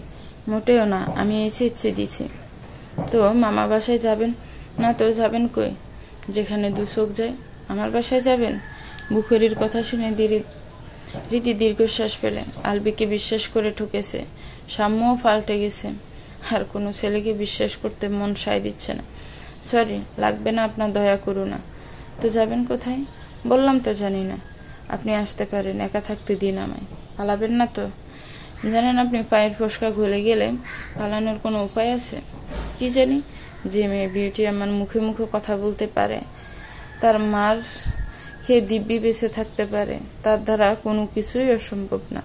কথাটা বলে বুখারি কেবিন থেকে বেরিয়ে যায়। দিদি মুখ বেঞ্চি কেটে বিছানায় হেলান দিয়ে শুয়ে পড়ে। কিরে, মেয়েটার কি খবর? কথাটা বলে টেবিলের উপর কফির কাপ রাখেন মিসেস ছায়া। মুখেরি টাওয়াল দিয়ে মুখটা মুছে ব্যালকনিতে রোদে দিয়ে বলে, বুঝোই তো, বিউটি আম্মার সঙ্গে লাগতে পারে যে মেয়ে, সে তো আর কোনো সাধারণ মেয়ে না। বাড়ির খোঁজ খবর নিয়েছিস? নিয়েছি, কিন্তু উনি যেতে নারাজ। তো কই যাবে মেয়েটা? বলে যেখানে দু চোখ যায় চলে যাবে। আমাদের বাসায় আনলেই তো পারিস। বলেছিলাম, কিন্তু উনি না করেছেন। আমি কালকে যাব হসপিটালে। যাবে? আচ্ছা যাও। বিবের মেয়েটা যেন কোন হাসপাতালে আছে। বিবেরের আলমারি গুছাতে গুছাতে প্রশ্নটা করেন মিসেস ছায়া। বিবেরও তখন থানায় যাওয়ার জন্য রেডি হচ্ছিল। হাত ঘড়িটা ফুটতে ফুটতে বলে, সদরেই ভর্তি করাইছি। উপর মহল থেকে অর্ডার আসছিল, আল্লাহর রহমতে মেয়েটা সুস্থ হয়েছে, কিন্তু ওই মামা বাড়িতে যাবে না, তাই হাসপাতালে পড়ে আছে। বাচ্চা পেশেন্টদের সাথে দুষ্টুমি করে দিন ভালোই কাটছে মেয়েটার। কিছু টাকা দিয়ে যাস তো থানায় যাওয়ার আগে। বিবের ওয়ালেট বের করে মিসেস ছায়ার হাতে 1000 টাকা দেন। চাকরি হওয়ার পর থেকে বিবের মায়ের কাছেই স্যালারি রাখতে চেয়েছিল, কিন্তু মিসেস ছায়া তাতে সায় দেন না। ছেলে বড় হয়েছে, মার কাছে কেন স্যালারি রাখবে? তার চেয়ে ভালো হয় নিজে রাখবে, আর মিসেস ছায়া দরকারের সময় চেয়ে নেবেন। হৃদের মতো বিবেরও মধ্যবিত্ত ঘরের সন্তান। বাবা ছিলেন সৎ পুলিশ অফিসার, স্ট্রোক করে দুনিয়ার মায়া ছেড়েছেন বহুদিন হলো। ছোটবেলা থেকে বিবরের স্বপ্ন ছিল বাবার মতো সৎ পুলিশ অফিসার হবে। দীর্ঘ প্রচেষ্টার পর আজ সে তা করে দেখিয়েছে। বিউটি আম্মা কতবার বিবরকে টাকা দিয়ে হাত করতে চেয়েছে তার হিসেব নেই, কিন্তু পারেনি। অন্যান্য পুলিশ অফিসারকে টাকা দিয়ে হাত করতে পারলেও বিবরকে টাকা দিয়ে হাত করতে সে ব্যর্থ। তাই তো বিবের এখন বিউটি আম্মার 2 চোখের বিষ। ছেলেকে থানায় পাঠিয়ে হাসপাতালে যাওয়ার জন্য রেডি হন মিসেস ছায়া। পারলে আজই রিদিকে নিয়ে আসবেন। একা থাকতে মোটেও ভাল লাগছে না। সাথে কিছু টাকা নিলেন। যদি রিদিকে নিয়ে আসতে পারেন তাহলে আসার সময় ওর জন্য কেনাকাটা করবেন। বিল্ডিং থেকে বেরোতে এলাকার কুকুর বিড়ালগুলো মিসেস ছায়াকে ঘিরে ধরে। একা মানুষ মিসেস ছায়া। বিবের কাজে ব্যস্ত থাকে এলাকার কুকুর বিড়ালগুলোকে খাওয়াতেন মাঝে মাঝে তিনি। কখন যে তারা মিসেস ছায়াকে আপন করে নিয়েছে, মিসেস ছায়ার তাদের সন্তানের মতো দেখেন। মানুষ আর কুকুর বিড়ালের মধ্যে বিশাল পার্থক্য। মানুষকে আপনি নয়, দিন খাওয়ান, একদিন খাওয়াননি, সেই একদিন তারা কথায় মনে রাখবে। আর কুকুর বিড়াল একদিন খাওয়ান, তারা সেই দিনটার কথা সারা জীবন মনে রাখবে। নিজের জীবন দিয়ে হলেও সেই ঋণ শোধ করবে। মানুষকে ভালোবাসা ঠকতে হয়, কিন্তু কুকুর বিড়ালকে নয়। সারা জীবন একসাথে থাকার প্রতিশ্রুতি দিয়েও মানুষের বিচ্ছেদে অন্যদিকে সঙ্গী হারালে পাখি উপসে মরে। সত্যি বলতে অবলা প্রাণীগুলোর ভালোবাসাই খাঁটি হয়। কুকুর বিড়ালগুলোকে খাইয়ে মিসেস ছায়া হাসপাতালের দিকে রওনা দেন। হাসপাতালে গিয়ে বিবরকে ফোন দেয়। তারা হুড়োর মাথায় রিদির কেবিন নাম্বার জিজ্ঞাসা করতে ভুলে গিয়েছিলেন। মিসেস ছায়া বিবরের বলা কেবিনে যান মিসেস ছায়া, কিন্তু গিয়ে দেখেন কেউ নেই। ওয়ার্ড বয়ের কাছে জানতে পারেন এই কেবিনের পেশেন্ট বাচ্চাদের ওয়ার্ডেই সারাদিন থাকে। ওয়ার্ডে গিয়ে মিসেস ছায়া দেখেন রিদি একটা বাচ্চাকে খাইয়ে দিচ্ছে। বিবর তাকে রিদির ছবি দেখিয়েছিল, তাই তিনি রিদিকে প্রথম দেখাতেই চিনে ফেলেন। রিদি, মিসেস ছায়ার ডাকে রিদি ঘুরে তাকায়। মিসেস ছায়াকে রিদি চিনে না, কিন্তু একটা অজানা মহিলা রিদির নাম জানলো কিভাবে? রিদি অবাক হয়, আর অবাক হওয়াটাই তো স্বাভাবিক নয় কি? রিদি উঠে দাঁড়ায়, মিসেস ছায়ার দিকে তাকিয়ে বলে, সরি, আপনাকে তো চিনলাম না। আমি বিবরের মা। Police officer Bibor? হ্যাঁ। ও আচ্ছা আচ্ছা, আসসালামু আলাইকুম আন্টি। ওয়ালাইকুম আসসালাম। রিদি বাচ্চাটাকে টুলে বসে খাওয়াচ্ছিল। মিসেস ছায়ার জন্য সে টুলটা ছেড়ে দেয়। বিছানায় বসে বাচ্চাকে খাওয়াতে খাওয়াতে বলে, বসুন আন্টি। রিদির কথা মতো মিসেস ছায়া টুলে বসে। রিদি বাচ্চাটাকে খাওয়াতে খাওয়াতে বলে, আমার কাছে তো ঠিকই খাচ্ছ। মার কাছে খেলে কি হতো? মা তো তোমার মতো গল্প শুনিয়ে খাইয়ে দেয় না। এরপর থেকে মাও গল্প শুনিয়ে খাইয়ে দেবে। মার একটু মন খারাপ তো, তাই গল্প বলেন না। তুমি কিন্তু দুষ্টুমি করবে না, ডক্টর আঙ্কেল তোমায় রেস্টে থাকতে বলেছে। খাওয়া শেষ হলে ঘুম দিবা। আচ্ছা আন্টি। বাচ্চাটাকে খাইয়ে দিয়ে হৃদি মিসেস ছায়াকে নিয়ে নিজের কেবিনে যায়। হৃদি ইলেকট্রিক কেটলিতে চা বানানোর জন্য পানি গরম দেয় হৃদি। মিসেস ছায়া হৃদির দিকে তাকিয়ে বলে, বিবরের কাছে শুনলাম তোমার মামা বাড়ি যাওয়ার ইচ্ছে নেই। জি, ভুল শুনেননি। মানুষের ঘাড়ে বসে আর খেতে চাই না। তো যাবে কোথায়? যেখানে দু চোখ যায়। আমার সাথে যাবে? কোথায়? আমার বাসায়। হৃদি তাচ্ছিল্যের হাসি দেয়। মিসেস ছায়ার হাতে কাপ দিয়ে বলে,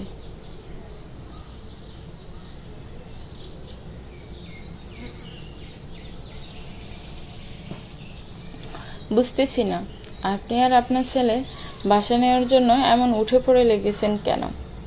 ভুল করলে একটু মা, আমার ছেলে না, শুধু ওকেই আমিই বলেছিলাম তোমায় আমাদের বাসা নেওয়ার প্রস্তাব দিতে। কেন? একা মানুষ, তার মধ্যে ছেলে আইনি পেশার সাথে জড়িত, কখন বেরিয়ে যাবে কখন আসবে কোনো কিছুরই ঠিক নেই। দিদি খানিকক্ষণ চুপ করে বসে থাকে। এভাবে ওনাকে কি খালি হাতে ফিরিয়ে দেওয়া আদৌ কি ঠিক হবে?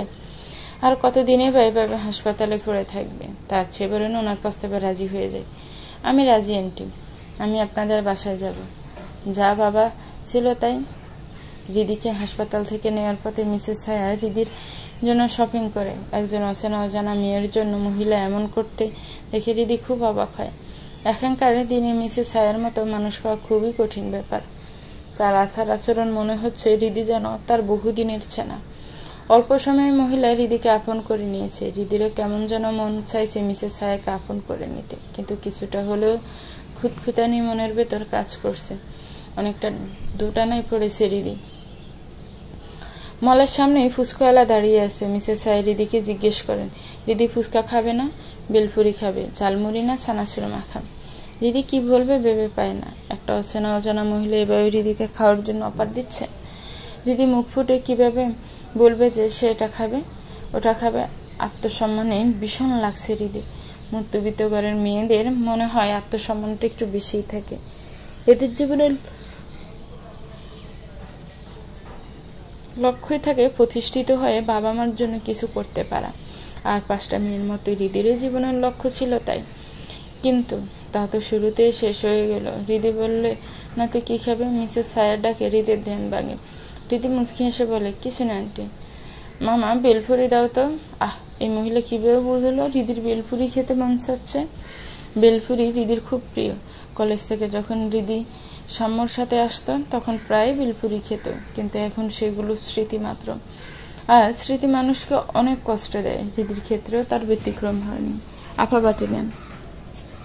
পুচকাওয়ালার ডাকে হৃদির ধ্যান ভাঙে। বাটিটা হাতে নিয়ে আনমনে বেলপুরি খেতে লাগে। মিসেস ছায়া বুঝতে পারেন হৃদি একটু হলেও মানসিক চাপে আছেন, আর থাকাটাই স্বাভাবিক। কোন জবজারটাও তো জানি মেয়েটার উপর দিয়ে। বিবরের কাছে থেকে শুনেছেন মিসেস ছায়া ছোটবেলা থেকেই নাকি মেয়েটা অনেক সংগ্রাম করেছেন। বাস্তবতাকে খুব অল্প বয়সে সে বুঝতে পেরে গেছে। বেলপুরি খাওয়া হয়ে গেলে দাম মিটিয়ে মিসেস ছায়া হৃদিকে নিয়ে বাসার দিকে রওনা দেন। বাসায় গিয়ে হৃদি প্লেটটা ঘুরে ঘুরে দেখে সব ঘর খুব পরিপাটিভাবে গুছানো, শুধু একটা ঘর বাদে। নিশ্চয় এটা অফিসের বিবরের। লোকটা তো বাইরে বেশ পরিপাটি, কিন্তু তার ঘর যে এমন হবে কে জানতো। এক কথায় যাকে বলে বাইরে ফিটফাট ভিতরে সদরঘাট। সাম্যটাও অনেকটা এইরকমই ছিল। হৃদি নিজ হাতে প্রতিদিন সাম্যের ঘর গুছাতো। এখন দায়িত্ব পড়েছে সিথির উপর। কি দেখছো? বিবরের ঘর। আর বলো না, ছেলেটাকে গুছাতে পারলাম না। একা মানুষ, আমি আর কতটুকুই করতে পারতাম। তাও যতটুকু পারি চেষ্টা করি। হৃদি আর কিছু বলে না, মুচকি হাসে। দুপুর 2টো বাজে। হৃদি দেখে মনে হচ্ছে হৃদির নাওয়া খাওয়া হয়নি। মিসেস ছায়া হৃদির হাতে টাওয়ালার জামা কাপড় দিয়ে বলে, যাও গা ভিজিয়ে আসো। মিসেস ছায়াকে দেখে হৃদির মায়ের কথা মনে পড়ে গেল। হৃদির মাও হৃদির হাতে টাওয়ালা জামা কাপড় দিয়ে গোসল করতে বলতেন। কেন যেন মিসেস ছায়ার মধ্যে হৃদি নতুন করে নিজের মাকে খুঁজে পাচ্ছে। স্যার, আসসালামু আলাইকুম।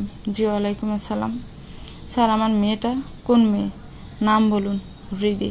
মুহূর্তের মধ্যে ফাইল থেকে চোখ সরে টেবিলের সামনে দাঁড়িয়ে থাকা এক বয়স্ক ব্যক্তির উপর পরে বিবরের। তিনিই হয়তো হৃদির মামা। বেশ কয়েকবার ফোনে ওনার সাথে কথা হয়েছে। আপনার বাগ্নি তো আপনাদের বাসায় যেতে রাজি নয়। হাসপাতালেই কি আছে? ও, শুধু চোখের দেখা দেখেই আসবো আর জিজ্ঞেস করবো কি জন্য ফিরতে চায় না। না, উনি হাসপাতালে আর নেই। আমার মা ওনাকে আমাদের ফ্ল্যাটে নিয়ে গেছেন। আপনি একটু ওয়েট করুন, কিছুক্ষণ পরেই বাসায় যাব, সঙ্গে আপনাকেও নিয়ে যাব। Please sit. বিবরের আহ্বানে সালাম সাহেব বসেন। কাজ গুছানো হয়ে গেলে সালাম সাহেবকে বাইকের পিছন চাপিয়ে রওনা দেয় বাসার দিকে। হৃদি রান্নাঘরে মিসেস ছায়ার হাতে হাতে কাজগুলো করে দিচ্ছিল। হৃদি সালাম সাহেবের ডাকে পিছন ঘুরে তাকায়। হৃদি প্রথমে ভেবেছিল মনের ভুল হয়তো, কিন্তু না, ঘুরে দেখে পিছনে স্বয়ং মামা সালাম সাহেবে দাঁড়িয়ে আছেন। কেমন আছো মামা? তোকে ছাড়া আমি কিভাবে ভালো থাকি? বাসায় ফিরবি না? না। কেন? সত্য লুকিয়ে আর লাভ কি? আর মিথ্যা বলেও পাপের বোঝা বাড়ানোর ইচ্ছে আর নেই, হৃদির নেই। সালাম সাহেবকে নিয়ে একটা আলাদা করে যায় হৃদি। গোড়া থেকে শুরু করে সব বলে দেয় মামাকে। সবটা শুনে সালাম সাহেব বলেন, কি সাম্যের তোর সাথেও ও সম্পর্ক ছিল? সাথেও মানে? বুঝলাম না মামা। সাম্য তো বলেছিল ওর শুধু সিথির সাথে সম্পর্ক ছিল, তাই তো সিথির সাথেই ওর বিয়ে দিয়েছি। আগে যদি জানতাম ওর তোর সাথে সম্পর্ক ছিল, তাহলে কখনো ওই মেয়েকে আমি ঘরে তুলতাম না। সালাম সাহেবের কথা শুনে হৃদির পায়ের তলার মাটি সরে যায়। একটা মানুষ কিভাবে এরকম করতে পারে? তাহলে সব কি নাটক ছিল? হতেও পারে, মানুষ দ্বারা তো কোনো কিছু অসম্ভব না। ভালোই হয়েছে হৃদি সরে এসেছে। মামা, তোমার কাছে তো আমার এক্সামের সার্টিফিকেটগুলো আছে, তাই না? কষ্ট করে সেগুলো নিয়ে দিয়ে যাবা? কি করবি আগে সেটা বল। প্রথমে একটা ছোটখাটো চাকরি জোগাড় করব, তারপর আবার পড়াশোনা শুরু করব।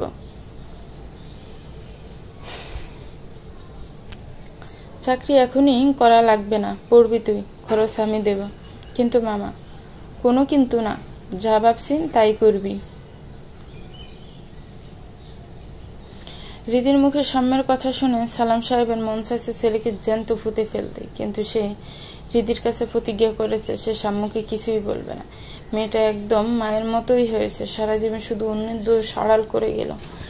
অন্যকে বাঁচাতে গিয়ে বারবার নিজে বিপদে পড়ে, তাও অন্যকে নির্দোষ প্রমাণ করতেও অন্যকে রক্ষা করতে পিছপা হয় না। অনেক হয়েছে, এবার মেয়েটাকে বুঝতে হবে স্বার্থপর দুনিয়ায় বেঁচে থাকতে হলে নিজেকেও স্বার্থপর হতে হবে। মিসেস ছায়ার মারতে স্নেহে হৃদি অনেকটাই স্বাভাবিক হয়েছে, কিন্তু সেই পুরনো হৃদি প্রয়োজন ছাড়া যে মেয়ে কোনো কথা বলতো না, সেই মেয়ে সারাদিন বক বক করে সবাইকে জ্বালাচ্ছে। হৃদির এমন আচরণ আর কেউ উপভোগ করুক বা না করুক, মিসেস ছায়া ঠিকই উপভোগ করছেন। বিপদ তো প্রায় সময় বাহিরে থাকে। আগে একা একা লাগলেও এখন মিসেস ছায়ার একাকিত্ব করার কোনো সুযোগই নেই। পরপর দুইটা বড় বড় ধাক্কার সম্মুখীন হয়েছে হৃদি। মিসেস ছায়ার মমতায় আজ হৃদি সম্পূর্ণ সুস্থ স্বাভাবিক। মিসেস ছায়া সেদিন গিয়েছিলেন বোনের বাড়ি। হৃদির ভার্সিটিও সেদিন তাড়াতাড়ি ছুটি হয়ে গিয়েছিল। আলবির সাথে কাটানো লোমহর্ষক মুহূর্তগুলো হৃদি মন থেকে সরাতে পারছে না। সাম্যের ধাক্কাটা হৃদি ভাগ্যের লিখন হিসেবে উড়িয়ে দিয়েছে, কিন্তু আলবি ঘটনাটা এখানে হৃদিকে আঘাত করে চলেছে। সব ছেলের মাঝে হৃদি আলবির আর সাম্য ছায়ার সম্মিলন রূপ দেখতে পায়, শুধু বিবের বাদে। ছেলেটাকে সম্পূর্ণ আলাদা লাগে হৃদির, কেমন একটা যেন ভিন গ্রহের পানি। মিসেস ছায়া কোথাও যাওয়ার হলে বিবর আর হৃদিকে ফ্ল্যাটের চাবি দিয়ে যান। ক্যাম্পাস থেকে এসে হৃদি বিছানায় গায়ে এলিয়ে দেয়। হৃদির আগে হয়তো বিবের এসেছিল। পুরো ফ্ল্যাটটা কেমন অগোছালো, যেন কি ঘুরছিল কে জানে। আংটিকে সারপ্রাইজ দিলে কেমন হয়? আজ হৃদি যদি পুরো ফ্ল্যাটটাকে সাজিয়ে গুছিয়ে মা ছেলেকে সারপ্রাইজ দেয়, বিষয়টা নিশ্চয়ই খারাপ হবে না। হৃদির আবার শ্বাসকষ্টের প্রবলেম আছে, তো মাস্ক পরে কাপড় দিয়ে চোখ মুখ ডেকে লেগে পড়ে সে। বিবরের ঘর বাদে বাকি সব ঘর একটু একটু ঝাড় মোছাতেই হয়ে যায়। বিবরের ঘর ঢুকতেই হৃদির যেন কেমন ইরিটেড লাগতে শুরু করে। লাইক সিরিয়াসলি, এই ঘরে মানুষ থাকে? জানালা খোলায় ঘরের মধ্যে কেমন যেন একটা গ্যাস জমে আছে। হৃদি গিয়ে জানালা খুলে দিতে গ্যাসগুলো বেরিয়ে যায়। তারপর চারপাশে ছড়িয়ে ছিটিয়ে রাখা কাপড়গুলো বাথরুমে নিয়ে যায়, সেগুলো কেসে রোদে দিয়ে ঘর ঝাড়ুর কাজে লেগে পড়ায়। এ কেমন ছেলে রে বাবা! কতদিন ধরে ঘর পরিষ্কার করে না আল্লাহই জানেন। যেখানে হাত দেয় সেখানেই চিপস চকলেটের প্যাকেট পায় হৃদি। বিশেষ করে চিপা চাপায় সামনের এইরকম অভ্যাস ছিল। কত যে এই নিয়ে মামির কাছে বকা খেয়েছে। যাগ্গে, অতীত টেনে এখানে লাভ নেই, বর্তমান আর ভবিষ্যৎ নিয়ে হৃদিকে ভাবতে হবে। নিজের কথা ভাবতে হবে। অনেক হয়েছে অন্যের কথা ভাবা। স্টাডি টেবিল গুছাতে গিয়ে হৃদির হাত লেগে একটা ডায়েরির উপরে। ডায়েরিটা তুলতে গিয়ে হৃদি যেন পুরো আকাশ থেকে পড়ে। স্মৃতির ছবি বিবের কাছে এলো কিভাবে? ডায়েরিটার ভেতর হয়তো ছিল। মানুষের ব্যক্তিগত ডায়েরি পড়া কখনো ভদ্রতার মধ্যে কাতারে যায় না। আপাতত ছবিটা রেখে দিক, তারপর কোনো এক সময় বিবরকে জিজ্ঞেস করা যাবেনি। মিসেস সাহেব ফোন দিয়ে জানিয়ে দিয়েছেন তিনি আজকে আসতে পারছেন না। রান্না করে তিনি রেখে দিয়ে গিয়েছেন। সময় মতো গরম করে হৃদি আর বিবরকে খেতে বলেছেন। রাত তখন প্রায় 10:30। কলিং বেলের আওয়াজ শুনে দৌড়ে গিয়ে দরজা খুলে হৃদি বিবর ঘরে প্রবেশ করে। ক্লান্ত শরীর নিয়ে হাঁটতে হাঁটতে নিজের ঘরে যায় বিবর। বিছানায় গায়ে এলিয়ে দেয়। হঠাৎ করে চারপাশটা সে খেয়াল করে। আরে, এটা তো বিবরের ঘর নয়। হৃদি বা মার ঘর চলে এলো না তো বিবর? না, এটা তো বিবরের ঘরের। কিন্তু এমন কোনো অবাক হওয়ার বা ঘাবড়ানোর কিছু নেই। আপনার ঘর আমি আজ পরিষ্কার করেছি, রান্নাঘর থেকে চিৎকার করে বলে হৃদি। বিবর ক্লান্ত গলায় হৃদির প্রতি কৃতজ্ঞতা জানায়। ফ্রেশ হয়ে খাবার টেবিলে বসে বিবর ডক করে এক গ্লাস পানি খেয়ে নেই বিবর। তারপর হৃদিকে কাজে সাহায্য করতে গেলে হৃদি বলে, এমা আপনি আসছেন কেন? সব প্রায় শেষের দিকে, আপনি বসেন, আমি নিয়ে আসছি। সারাদিন ডিউটি করে আসছেন, আমি হেল্প না করলেও চলবে। বিবর বরাবরই শান্ত প্রকৃতির ছেলে, তাই আর কথা বাড়ায় না। টেবিলে গিয়ে বসে হৃদি খাবার গরম করে এনে বিবরের সামনে পরিবেশন করে। খাবার খেতে খেতে অনেকটা অস্বস্তি মাখা কণ্ঠে হৃদি বলে, আপনার কাছে সিথিদির ছবি আসলো কিভাবে? সিথির কথা শুনে বিবর যেন খাবার খেতে গিয়েও থেমে যায়। রুটির টুকরোটা বিবরের অজান্তে হাত থেকে পড়ে যায়। সিথি?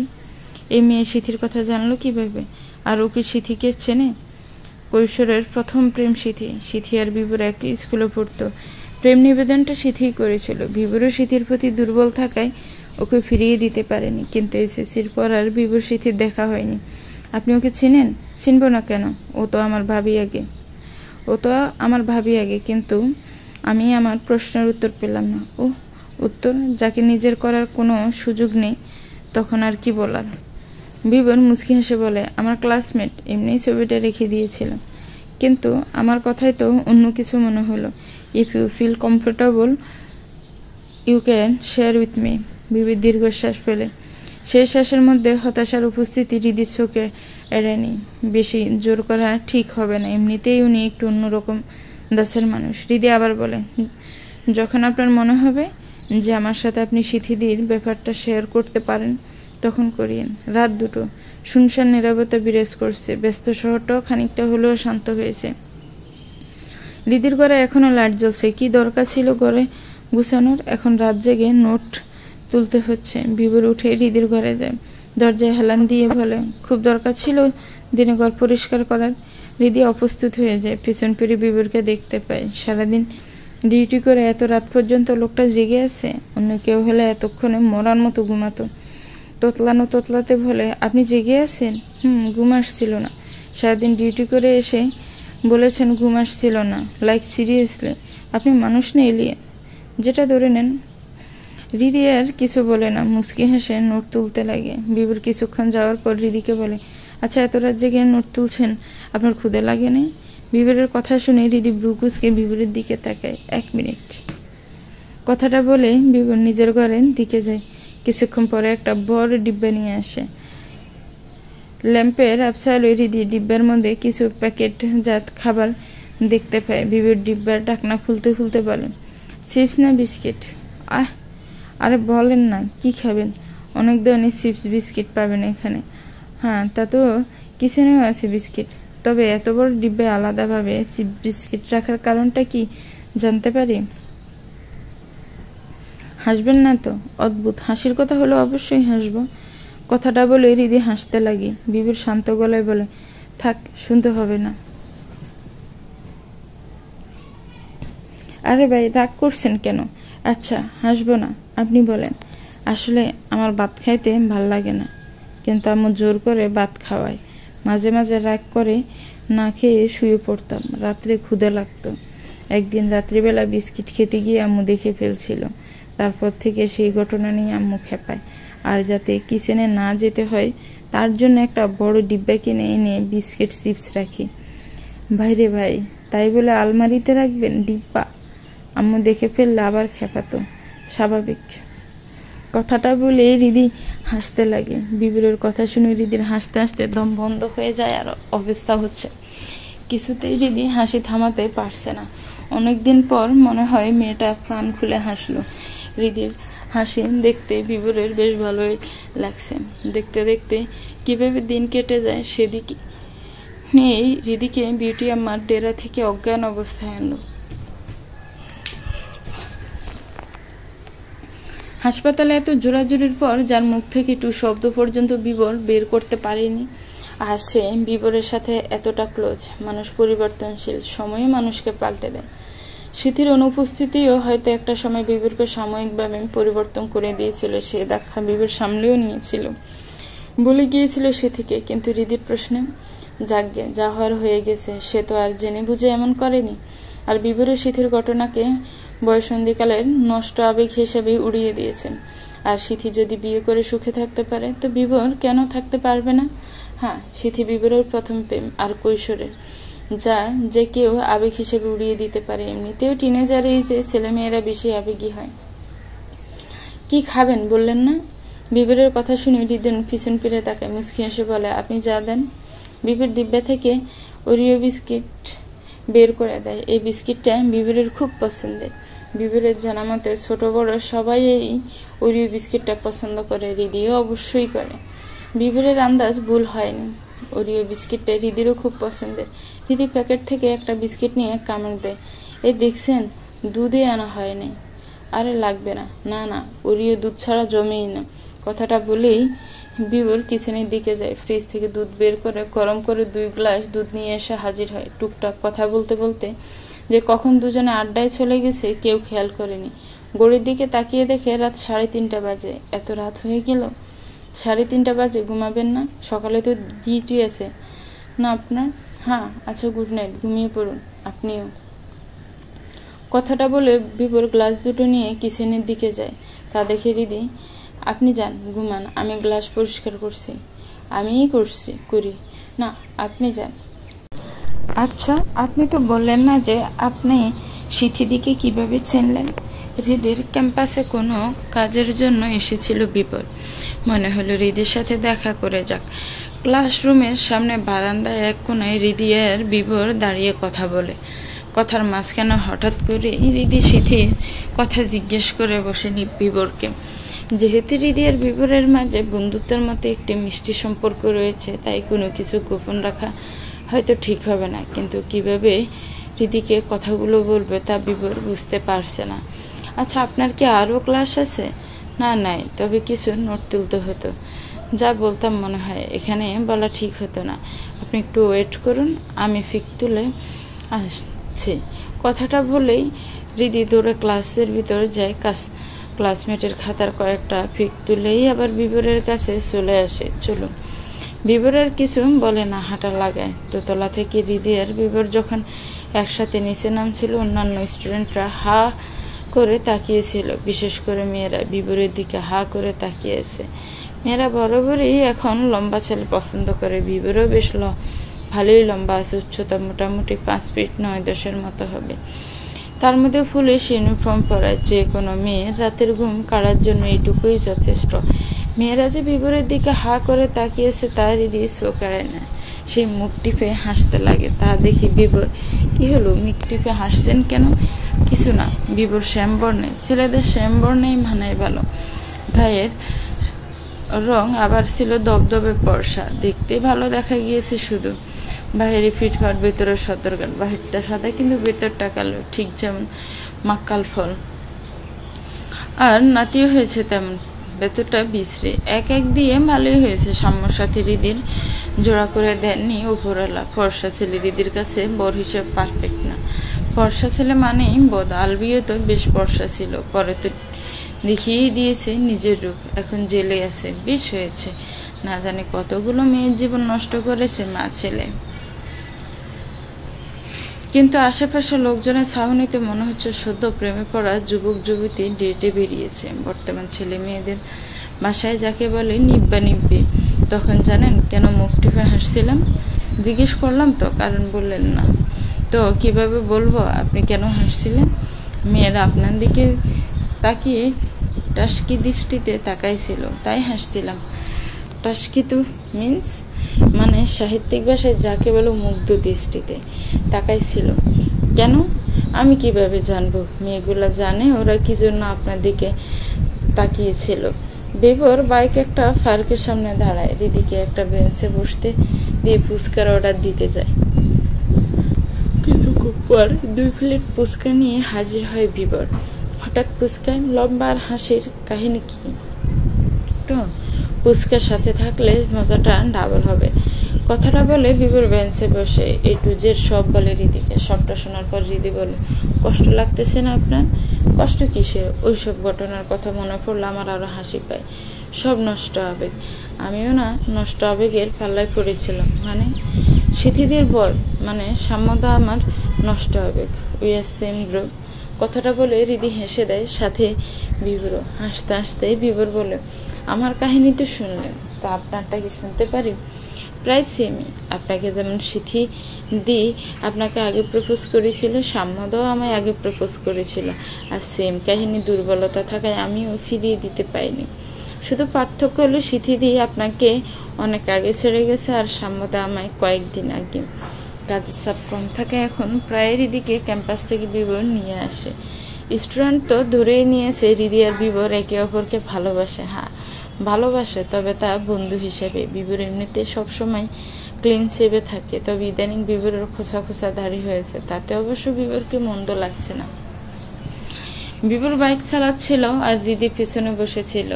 বাইকের আয়নায় বিভোরের মুখ পড়েছে। রিদি প্রথমে খেয়াল না করলেও পরে ঠিকই খেয়াল করেছে। একটা কথা বলবো? কি কথা? কিছু মনে করবেন না তো?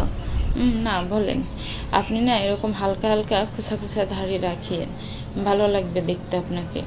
তাতে কি মেয়েরা টাস্কিতে দৃষ্টিতে তাকাই থাকবে? কথাটা বললে বিভোর হেসে দেয়। বিভোরের কথা শুনে রিদিও হাসি আটকাতে পায় না, সেও হেসে দেয়। বাসায় পৌঁছে ফ্রেশ হয়ে রিদি বিছানায় গায়ে লিয়ে দেয়। এরই মধ্যে বিলকিস বেগমের ফোন আসে। হ্যাঁ মামি বলো। সুখবর আছে রে রিদি। কি সুখবর? তোর সম্বন্ধা বাবা হতে চলেছে।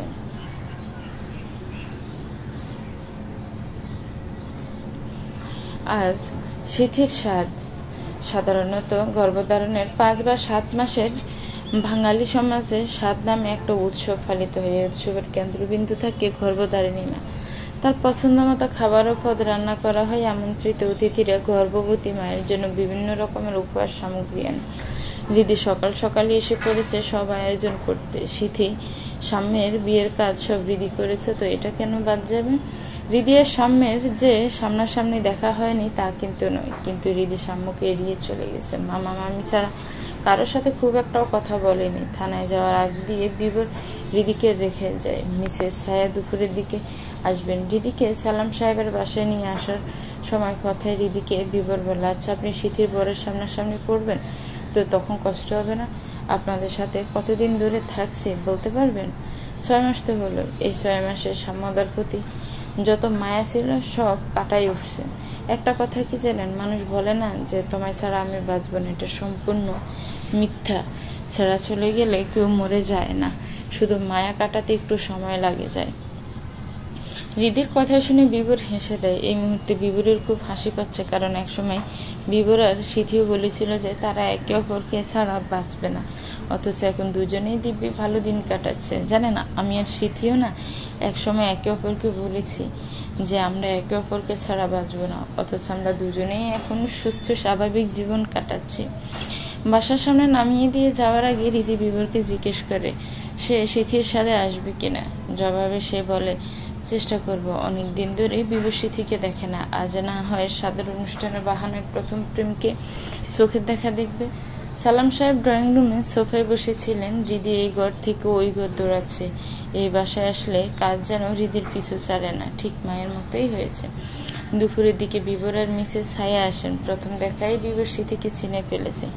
গ্রামীণ বৈদ্যুর মতো শাড়ি পরে চেহারায় হেলান দিয়ে বসে আছে। কৈশোরের চেহারা আর বর্তমান চেহারার সাথে বিভোরের চেহারার কোনো মিল নেই। খোঁচা খোঁচা দাঁড়িয়ে শ্যাম গায়ের রং, বলিষ্ঠ চেহারা, সব মিলিয়ে আগেকার হ্যাংলা পাতলা বিভোরের আর এখনকার অফিসের বিভোরের অনেক পার্থক্য। বিভোর নিজে পছন্দ করে এক জোড়া ঝুমকো কিনে এনেছে সিথির জন্য।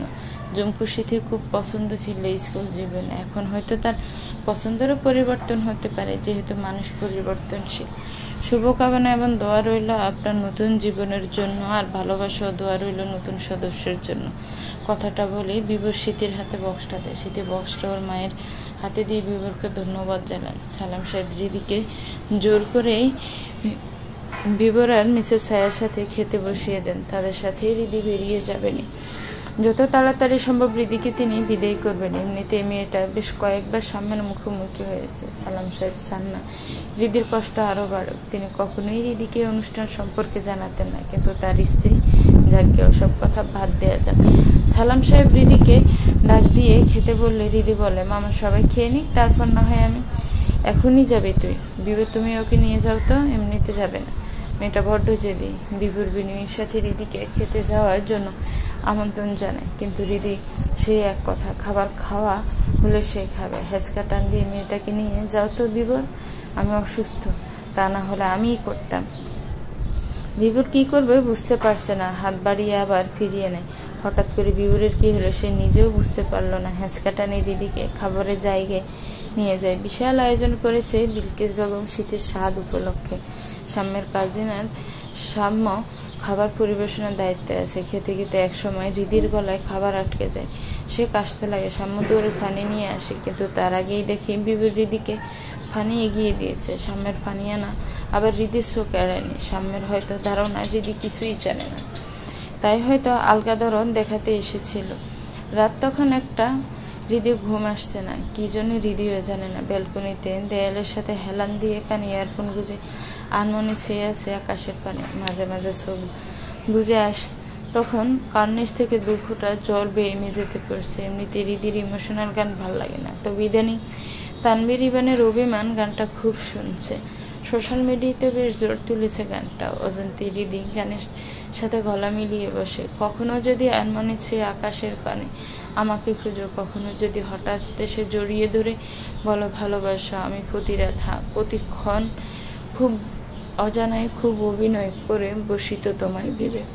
পাশের ব্যালকনি থেকে বিবর ওর গলার সাথে গলা মেলায়। সেও আনমনে আকাশের পানি চেয়েছিল। বিবর গলা শুনে যদি গান থামায়। থামলেন কেন? গান খারাপ তো গান না। বাহির থেকে এসেই বিবর বিছানায় গা এলিয়ে দিয়ে ফোনের স্ক্রিনে একটা মেয়ের ছবি দেখতে থাকে। এর ইমেজি হৃদি কপি নিয়ে হাজির হয়। ওকে দিয়ে আফসা আফসা একটা মেয়ের ছবি দেখতে পায়। হৃদি গলা চারতে বিবর লাফ দিয়ে উঠে পড়ে। কাকে দেখছিলেন? কই, কাউকে দেখছি না। না, মনে হলো কোনো মেয়েকে দেখছেন, তাই জিজ্ঞেস করলাম। আর কি? বাই দ্য ওয়ে, এই নিন আপনার কফি। কথাটা বলে হৃদি বিবরের হাতে কফির কাপ দেয়। বিবর কফির কাপে চুমুক দিয়ে বলে, আপনার ভাবির সিজারের ডেট কবে? সামনের সপ্তাহে মঙ্গলবারে। কেন? না এমনি, সিথিদি তো বিয়ে করে বাচ্চার মা হতে চলেছে। আপনি জোড়া বাঁধবেন কবে? শীঘ্রই। আপনার সাম্যদাও তো ভাবা হবে 2 দিন পরে। আপনি মিসেস হচ্ছেন কবে তাহলে? মিস মনের মতো মানুষ পেলে করে ফেলবো ফরজ কাজটা। কথাটা বলে হৃদি হেসে দেয়। বিবরে হেসে দেয় হৃদির সাথে। হৃদি বিছানায় বসে বিবরকে জিজ্ঞেস করে, আপনার আর অন্য কারো কেউ পরে ভাল লাগে নাই? লাগবে না কেন? লাগছে। ও আচ্ছা, তাহলে ফোনে তার ছবি দেখছিলেন? বাই দ্য ওয়ে, সে জানে না? হেল্প লাগলে বলিয়েন। ভাবতেছি তাকে মনের কথাটা বলে দেবে, কিন্তু কিভাবে বলবো মানে আপনি বাচ্চা ছেলে নাকি? শিখিয়ে দিতে হবে। শিখিয়ে দিলে খারাপ কি? হৃদি হাসতে হাসতে বলে, কে শেখাবে আপনাকে? আপনার মতো বন্ধু থাকতে আর অন্য কাউকে লাগে? আচ্ছা, আমি লিখে আপনাকে দিবনি। কথাটা বলে হৃদি চলে যায়। রাত্রে খাওয়ার পরে হৃদি বিবরের ঘরে আসে, হাতে একটা কাগজের পাতা। বিবর তখন ফোনে ব্যস্ত। হৃদি বিবরের হাতে কাগজটা দিয়ে বলে, এটা পড়ে দেখুন। বিবর মন দিয়ে কাগজটায় চোখ বুলে। কাগজের লেখা দেখি বিবরের চক্ষু চড়ক গাছ। লেখা ছিল, প্রিয়, জানি না তোমার মধ্যে আমি কি দেখলাম। প্রথম দেখাই তোমার প্রেমে পড়ে গেছি। মায়াবী চোখ, দিগল কালো ছিল, মুক্তোর মতো জকজকে দাঁতের হাসি আমায় পাগল করে দিয়েছে, গুম করে নিয়েছে আমার। আমি এখন প্রতি রাতে ব্যালকনিতে বসে থাকি, রাতের আকাশে ছাদে তোমায় দেখতে পাই। I can feel that. কাগজটা পড়ে বিভোর কি করবে বুঝতে পারছে না। হৃদির কাছে সে এক গ্লাস পানি এনে দিলে বিভোর সেই পানি ডক ডক করে খেয়ে ফেলে। হাঁপাতে হাঁপাতে বলে, এগুলো কি লিখছেন? এভাবে কাউকে প্রপোজ করলে সে জুতা ছুঁড়ে মারবে। মেয়েরা ডিফারেন্ট কিছু পছন্দ করে, তো তাই আর কি। থামেন ভাই, বুঝছি। আমি হৃদির কথা শেষ হওয়ার আগেই বিভোর কথাটা বলে হৃদিকে থামিয়ে দেয়। হৃদি কি করে বুঝতে পারে না, চুপচাপ নিজের ঘরে চলে যেতে নিতে নেয়। ঠিক তখনই বিভোর পেছন থেকে ডাক দেয়, জি বলুন, আপনার কি ফুল পছন্দ? কেন বলেনি না মিয়া? সাদা গোলাপ। আচ্ছা, এখন যান। হৃদি আর কিছু বলে না, চুপচাপ নিজের ঘরে চলে যায়। বিভোরের ডাক শুনে হৃদি ছাদে এসেছে, অথচ বিভোরেরই দেখা নেই। এই লোকটা নাকি আবার পুলিশ। 10 মিনিট যাবৎ দাঁড়িয়ে আছে হৃদি, অথচ তার খবর নেই। ছিল কোঠার বিপরীত দিকে মুখ করে দাঁড়িয়েছিল হৃদি। এমন সময় বিভোর আসে, নিঃশব্দে হৃদির পিছনে গিয়ে দাঁড়ায়। প্রিয় অমুক, হৃদি, জানি না তোমার মনে আপনার মধ্যে কি দেখলাম। প্রথম দেখাই তোমার প্রেমে পড়ে গেছি। মায়াবী চোখ, দ্বিগল কালো চুল, যদিও আপনার চুলে কিছুটা বাদামি গজ, তাদের হাসিতে আমি প্রথমে পাগল না হলেও ধীরে ধীরে পাগল হতে চলেছে। আমি পতি নয়, হঠাৎ রাতে ব্যালকনিতে বসে থাকি। I can feel that. আপনার দাড়ি comma full stop. At last I want to say I love you. কথাগুলো বিভোর মুখ থেকে শুনে হৃদি চমকে যায়, কিছু বুঝে উঠতে পারে না। হা করে তাকিয়ে থাকে সে। বিভোর তার সামনে তুড়ি বাতালে ঈদের দেন ভাই, কি হলো? আপনি বেবির রং অ্যাড্রেসে আসছেন না? ঠিকই আছে। আর নিন আপনার সাদা গোলাপ। আমি সিনেমার স্টাইলে প্রপোজ করতে পাই না, যা শিখিয়ে দিয়েছেন তাই করছি। কথাটা বলে বিভোর চলে যায়। হৃদি হা করে তাকিয়ে থাকে বিভোরের যাওয়ার পরে। সে একবার ফুলের দিকে তাকায়, একবার বিভোরের দিকে তাকায়। নিজের চোখে বিশ্বাস হচ্ছে না। একটু আগে যা ঘটে গেল সেগুলো কি আদৌ সত্য?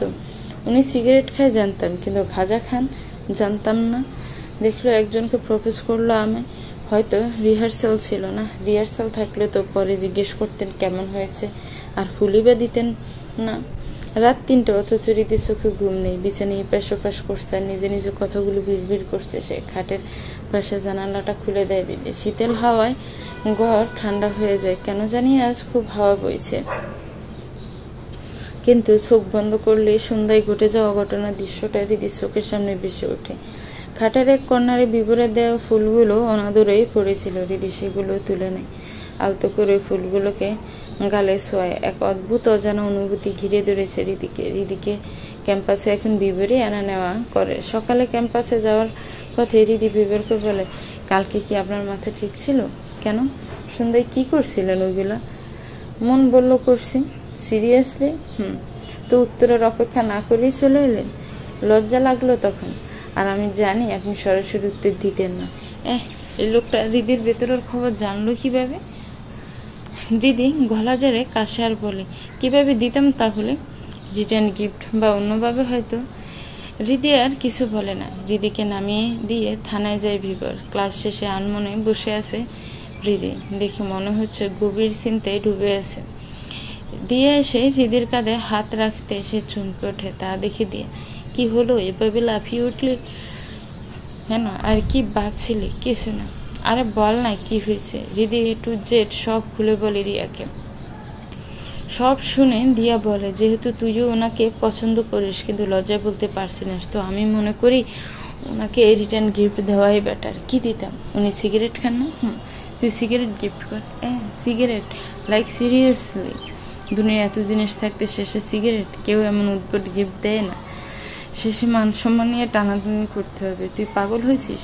প্যারা নাই সিল, অনেক প্যারা আছে। ছেলেরা সিগারেট গিফট পেলে খুশি হয়। শিওর? 100%। কিন্তু কিনে দিব কে? আমি মেয়ে হয়ে সিগারেট কিনতে যাব? কেমন কেমন দেখে না? দিয়া জয়কে ডাক দেয়। ফ্রেন্ড সার্কেলের মধ্যে একমাত্র ছেলে যাকে ডাক দিলেই পাওয়া যায়। আর বাকিগুলো ফ্রেম নিয়ে ব্যস্ত। সিগারেট কিনতে পারবি? কার জন্য? কি সিগারেট? হৃদির জন্য। যে কোনো একটা ভালো ব্র্যান্ডের এনে দিলেই হবে। হৃদির জন্য মানে?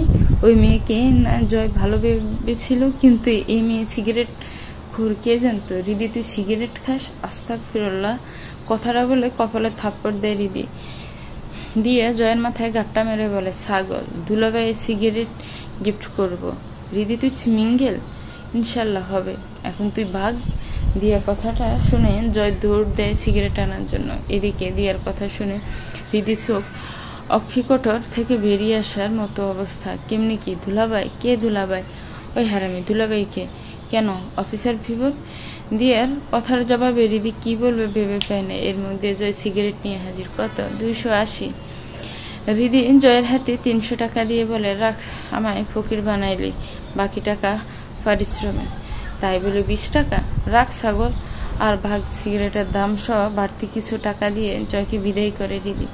এরই মধ্যে বিবর হাজির। রিদি ভীষণ ঘাবড়ে যাচ্ছে, যদি উল্টাপাল্টা কিছু হয় তো দিয়া শেষ। কাঁপতে কাঁপতে ক্লাসরুম থেকে বের হয়ে রিদি কেমন অবস্থা দেখে বিবরের মন প্রশ্ন জাগে। আর চোখ রিদির দিকে তাকিয়ে এসে রিদিকে বলে, এনি প্রবলেম? কিছু না। তো এমন করছেন কেন? এমনি। কথাটা বলে রিদি ব্যাগ থেকে সিগারেটের প্যাকেটটা বের করে কাঁপা কাঁপা হাতে বিবরের হাতে দেয়। আপনার রিটার্ন গিফট। কথাটা বলে দাঁতে দাঁত কামড় দিয়ে চোখ বন্ধ করে রিদি সিগারেট দেখে বিবরের মুখে হাসি ফুটে ওঠে। একরাশ হাসি মাখা মুখ নিয়ে বলে, থ্যাংক ইউ। আর আমি আমার উত্তর পেয়ে গেছি। বিবরের কথা শুনে রিদি বিবরের দিকে অবাক দৃষ্টিতে তাকায়। উনি রাগ করেননি? যাক বাবা, 300 টাকা গোছা গেল। হুমায়ুন আহমেদ বলেছিলেন ছেলেরা নাকি সিগারেট গিফট ফেলে খুশি হয়। ভুল কিছু বলেননি। ছাদের রেলিংয়ে বসে খুশি মনে সিগারেট টেনে যাচ্ছে বিবর। পাশে একরাশ বিরক্তি নিয়ে দাঁড়িয়ে আছে হৃদি। আল্লাহ জানে মানুষের ধোঁয়া টেনে কি এমন স্বর্গীয় সুখ পায়। টাকা নষ্ট, স্বাস্থ্যের ক্ষতি, পরিবেশের ক্ষতি, সিগারেটের গন্ধ হৃদি সহ্য হয় না, গাহা গোলাচ্ছে। কিন্তু সেদিকে বিবরের কোনো খেয়ালই নেই। একরাশ বিরক্তি নিয়ে হৃদি ঘরে যাওয়ার উদ্দেশ্যে পা বাড়ায়। ঠিক তখনই পেছন থেকে হৃদির হাত টেনে ধরে বিবর। কই যাও? ঘরে। আর তো কোথাও যাওয়ার জায়গা নাই আমার। জানেনই তো। আর একটু থেকে যাও না। ছাড়ুন, ভাল লাগছে না আমার। কথাটা বলে হৃদি হেঁচকা টানে নিজের হাত ছাড়িয়ে নেয়। হনহনিয়ে ঘরে যাওয়ার জন্য পা বাড়ায়। ঠিক তখনই বিবর পিছন থেকে বলে, হায় রে মেজাজ ম্যাডামের, কি করলাম আমি? আমায় মেজাজ দেখাইতেছো কেন? বিবরের কথা শুনে হৃদি থেমে যায়। আবার হনহনিয়ে সে বিবরের কাছে আসে। চাচালো কণ্ঠে বলে, সিগারেট পেলেন? মানে? এই মাত্র ধরাইলাম। আর 2-1টা টান দিয়ে ফেলেন বলতেছি। আর একটু। হৃদি আর কিছু বলে না। বিবরের হাত থেকে সিগারেটটা এক জটকা ফেলে দেয়। ছাদের রেলিংয়ের সাথে ধাক্কা লেগে সিগারেটটা নিচে পড়তে হৃদি তা ফা দিয়ে ফিসিয়ে দেয়। হৃদির হঠাৎ এইরকম আচরণে বিবর আকাশ থেকে পড়ে। যে মেয়ে দামি ব্র্যান্ডের এক প্যাকেট সিগারেট গিফট করলো বিবরকে, সেই প্রথম সিগারেটটা ফা দিয়ে ফিসে নষ্ট করে দিল। তা দেখে বিবর, সিগারেটটা নষ্ট করলা যে? জানো না অপচয়কারী শয়তানের ভাই? টাকা অপচয় করা কোনো হাদিসে আছে শুনি? বুঝলাম না। আপনি যে টাকা দিয়ে সিগারেট কিনেন, ওই টাকা দিয়ে ভালো কিছু কিনলে কি মহাভারত অশুদ্ধ হয়ে যায়? আজব এই মেয়ে, হঠাৎ এত গরম হলো কেন? ঝাড়ির উপর ঝাড়ি দিচ্ছে বিবরকে। ভালো কিছু? কি ভালো কিছু? অনেক কিছুই আছে, আপনারা বোঝানোর মুড নেই আমার। কথাটা বলে হৃদি হনহনিয়ে ছাদের এক কোনায় গিয়ে দাঁড়ায়। বিবরের ওই আজ সিগারেটে মন ভরেনি, তাই আরেকটা ধরায় সে। লম্বা টান দিয়ে হৃদির কাছে যায়। হৃদি সিগারেটের দর সহ্য করতে না পেরে কাশতে লাগে। তা দেখে বিবর সিগারেট নিয়ে দূরে চলে যায়, যাতে হৃদির কোনো অসুবিধা না হয়। দূর থেকে হৃদি বিবরের দিকে অগ্নি দৃষ্টিতে তাকিয়ে থাকে। মনে হচ্ছে এখনই বিবরকে জ্যান্ত ফুতে দেবে। বিবরের দিকে অগ্নি দৃষ্টিতে তাকিয়ে মনে মনে হৃদি বলে, খান না খান, জন্মের খাওয়া খেয়ে নেন। আল্লাহ যদি চান ইনশাল্লাহ পরে আপনার খবর আছে। সিগারেটের শো চিনবেন না? মরিচ লাগাই রাখবো? ফিল্টার মুখে দিলেই লেগেছে আগুন। ধুম টানা না। মুখ বেঞ্চি কেটে নিজের ঘরের উদ্দেশ্যে পা বাড়ায় দিলে। মেয়ের এখন চরমভাবে মেজাজ গরম। আর কিছু বললেই মেয়ে সেই খেপা দেবে। অশান্তি যুদ্ধ থেকেও ভয়াবহ। মেয়েকে আর পেছন থেকে ডাক দিয়ে কাজ নেই। ক্যাম্পাস থেকে সোজা হসপিটালে আসে হৃদি বিবর। এসে দেখে করিডোরে পায়চারি করছে সাম্য, হৃদির মামা। চেয়ারে বসে আছেন সিথির মা আর সাম্যের মা। অপারেশন থিয়েটারে নেওয়া হয়েছে সিথিকে। সালাম সাহেব ফোন পেয়ে দৌড়ে আসে হৃদি। আগে থেকেই মামাকে বলে দিয়েছিল হৃদি যেন সিথির সিজারের দিন তাকে খবর দেওয়া হয়। ভাগ্নির আবদার ফেলতে পারেননি সালাম সাহেব। কিছুক্ষণের মধ্যে থিয়েটারের দরজা ওপাশ থেকে নবজাতকের কান্নার আওয়াজ আসে। হ্যাঁ, নতুন সদস্য এসে গেছে। নার্স টাওয়ালে পেঁচিয়ে সিথি আর সাম্যের বাচ্চাকে আনে। সাম্য কোলে নিতে গেলে নার্স বলে, মেয়ে হয়েছে, মিষ্টি আনো নাকি? যাও সাম্যদা, পড়িয়ে এসেছে, মিষ্টি মুখ না করালে হয়? শ্যামা আর কিছু বলে না, পা বাড়ায় মিষ্টির দোকানের দিকে। নার্স বাচ্চাটাকে রিদির কোলে দেয়। বাচ্চাটাকে কোলে নিয়ে রিদির খুশি দেখে কে, হালকা গোলাপি গায়ের রং, চোখ বন্ধ করে অনবরত চিৎকার করে যাচ্ছে নতুন সদস্য। তার মানে বাচ্চা সুস্থ। রিদি চেয়ারে বসে আঙ্গুল বাড়িয়ে দেয় নবজাতকের দিকে। নবজাতক রিদির আঙ্গুল শক্ত করে ধরে। রিদি সালাম সাহেবের কোলে দেয় বাচ্চাটাকে। নাতনি পেয়ে সালাম সাহেব যেন আকাশের ছাদ পেয়ে গেছেন। এরই মধ্যে শাম্মু মিষ্টি নিয়ে হাজির।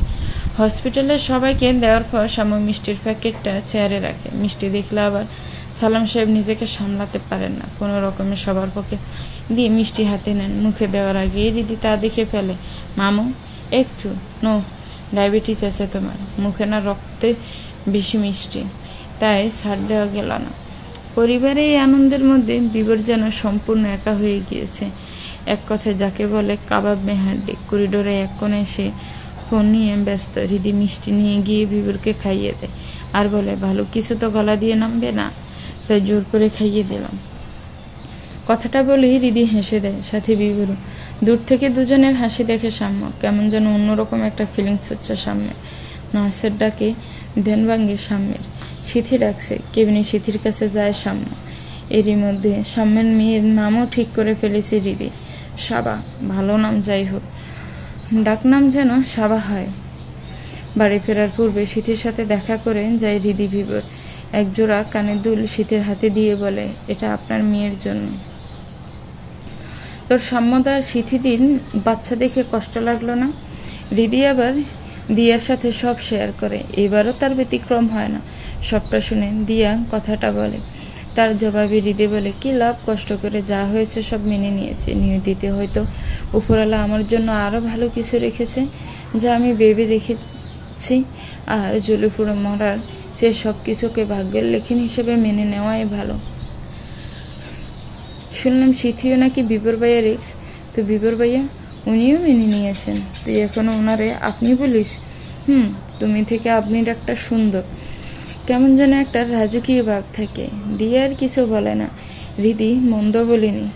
আজ কালকার বেশিরভাগ লাভ ম্যারেজে স্বামী স্ত্রী একে অপরকে তুই বলেই সম্বোধন করে। সেখানে রিদি বিবরকে আপনি করে ডাকা নিহাতি খারাপ শোনাচ্ছে না। সম্পর্কের মূল জিনিসটা হচ্ছে একে অপরকে বিশ্বাস করার, সম্মান দেওয়া, যেটা বিবর আর রিদির মধ্যে অনেকটাই আছে। খুব মিষ্টি একটা সম্পর্ক। হয়তো রিদির বিশ্বাসই ঠিক, উপরওয়ালা রিদির কপালে নিশ্চয়ই ভালো কিছু লিখে রেখেছেন। কেমন যেন দিয়ার মনে হচ্ছে খুব শীঘ্রই রিদির সুখের মুখ দেখবে। দিয়ে ফেসবুকে ব্যস্ত, আর রিদি আনমনে বসে কি যেন ভাবছে। বিবরের হর্নের আওয়াজে রিদির ভাবনার ছেদ ঘটে। কোনো এক কাজের জন্য আজ বিবরের দেরি হয়ে গেছে। রিদি বিবরের কাছে যেতে মিন্টের গন্ধ পায়। নিশ্চয়ই বেটা আবার সিগারেট খেয়েছে। পাবলিক প্লেসে সিগারেট না করাটাই বেটার। রিদি আর কিছু না বলে চুপচাপ বাইকে ওঠে। রাস্তায় সে বলে, কি খান? সুইংগাম খাবা? না, পাশের পকেটে আছে, বের করে নাও। রিদির কেমন যেন অস্বস্তি লাগছে। বিবর আয়নায় রিদির প্রতিচ্ছবি দেখে তা বুঝে ফেলে। মুচকি হাসি দিয়ে বলে, আরে নাও, এই না, এত লজ্জা পেতে হবে না, তোমার অধিকার আছে। রিদি কাপা হাতে বা পাশের পকেট থেকে সুইংগাম বের করে নেয়। মুখে দিয়ে খেতে খেতে বলে, আপনি আবার সিগারেট খাইছেন তাই না? এই রে, এই মেয়ে বুঝলো কিভাবে বিবর সিগারেট খেয়েছে? বিবর কথাটাকে অন্যদিকে নেওয়ার জন্য বলে, সুইংগাম নেওয়ার সময় কিছু ফিল করলা? কি ফিল করব? হার্টবিট ফিল করো না? ওহ, ওটা স্বাভাবিক। জানো বিটগুলো কি বলে? কি? রিদি রিদি রিদি ফাইজলামি কমাই করেন। আমার সব কিছুই তোমার কাছে ফাইজলামি লাগে? বুঝলা না আমায়, বুঝলা না আমার ভালোবাসা প্রকাশ করলে কেমন যেন কম কম লাগে, তাই প্রকাশ করতে চাই না। আপনি ফিল করলে করেন, নাইলে নাই। একটা মলের সামনে বিবর বাইক থামায়। হঠাৎ মলে কেন রিদি বুঝে উঠতে পারে না। হয়তো বিবরের কোনো কেনাকাটা আছে। ছেলেদের ড্রেসের শোরুমে গিয়ে বিবর কালো কাওয়ালি সেট কিনে। তারপর যায় জুয়েলারির দোকানে, বেশ ভারী গয়নার সেট কিনে। রিদি কিছু বুঝে উঠতে পারে না। সে থ মেরে দাঁড়িয়ে থাকে আর বিবর নিজের কাজ করে যায়। শাড়ির দোকানে গিয়ে কালো রঙের একটা কাতান কিনে। রিদিকে শাড়িটা দিয়ে গোমটা দিয়ে বলে, পারফেক্ট। রিদি পুরোই বোকা বনে যায়। এই লোক সব কিছু কালো জিনিস কিনছে কেন? বাইরে ভাই, এই লোক তো বেলুনও কালো কিনলো কেমনি কি? কিছুই বুঝে উঠতে পারছে না রিদি। শপিং করা জিনিসগুলো বাসায় ঢুকে সোজা মিসেস ছায়ার হাতে দেন বিবর। মিসেস ছায়া দুজনকে খেয়ে তাড়াতাড়ি শুয়ে পড়তে বলেন। রিদি আবার মিসেস ছায়ের কথা অমান্য করে না, লক্ষ্মী মেয়ের মতো খেয়ে শুয়ে পড়ে। খাওয়ার আগে ফোন চালাচ্ছিল রিদি, খাওয়ার সময় পাশেই রাখে ফোন।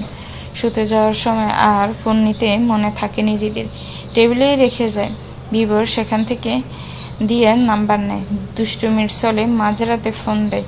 আননোন নাম্বার থাকায় দিয়ে কলটা রিসিভ করে না দিয়া, কিন্তু একটানা কল দেওয়ায় সে বিরক্ত হয়ে যায়। কলটা রিসিভ করে জাজালো গলায় বলে, এই মেয়ে, আপনার প্রবলেম কি? মাঝরাতে কল দিয়ে ডিস্টার্ব করেছেন। আমি পুলিশ অফিসার বলছি, আপনার নামে ছেলেদের টিচ করার অভিযোগ আছে।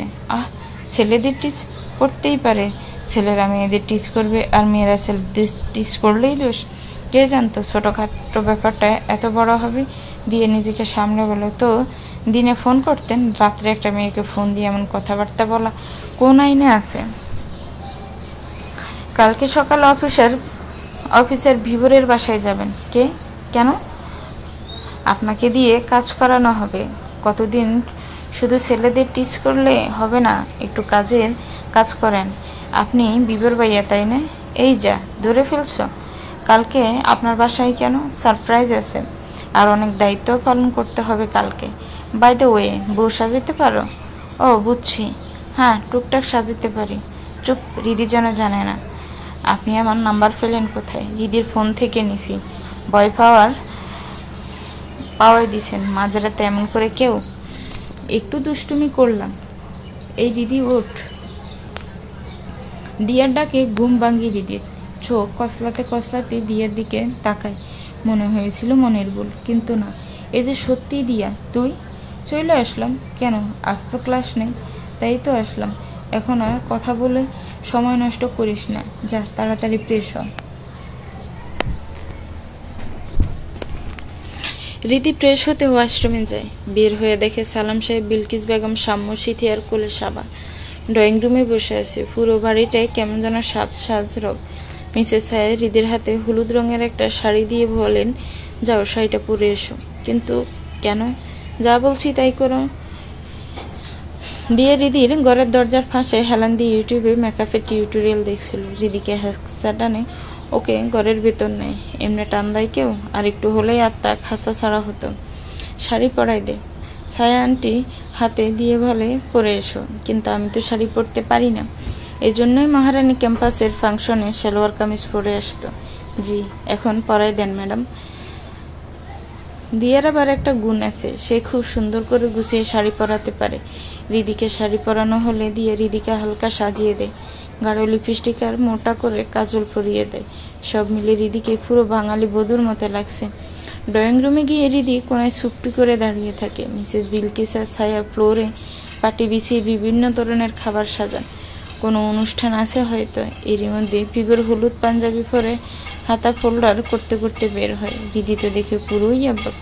এই মুহূর্তে অসম্ভব সুন্দর লাগছে বিবরকে, ঠিক যেন হুমায়ুন আহমেদ অমর সৃষ্টি হিমুর মতো।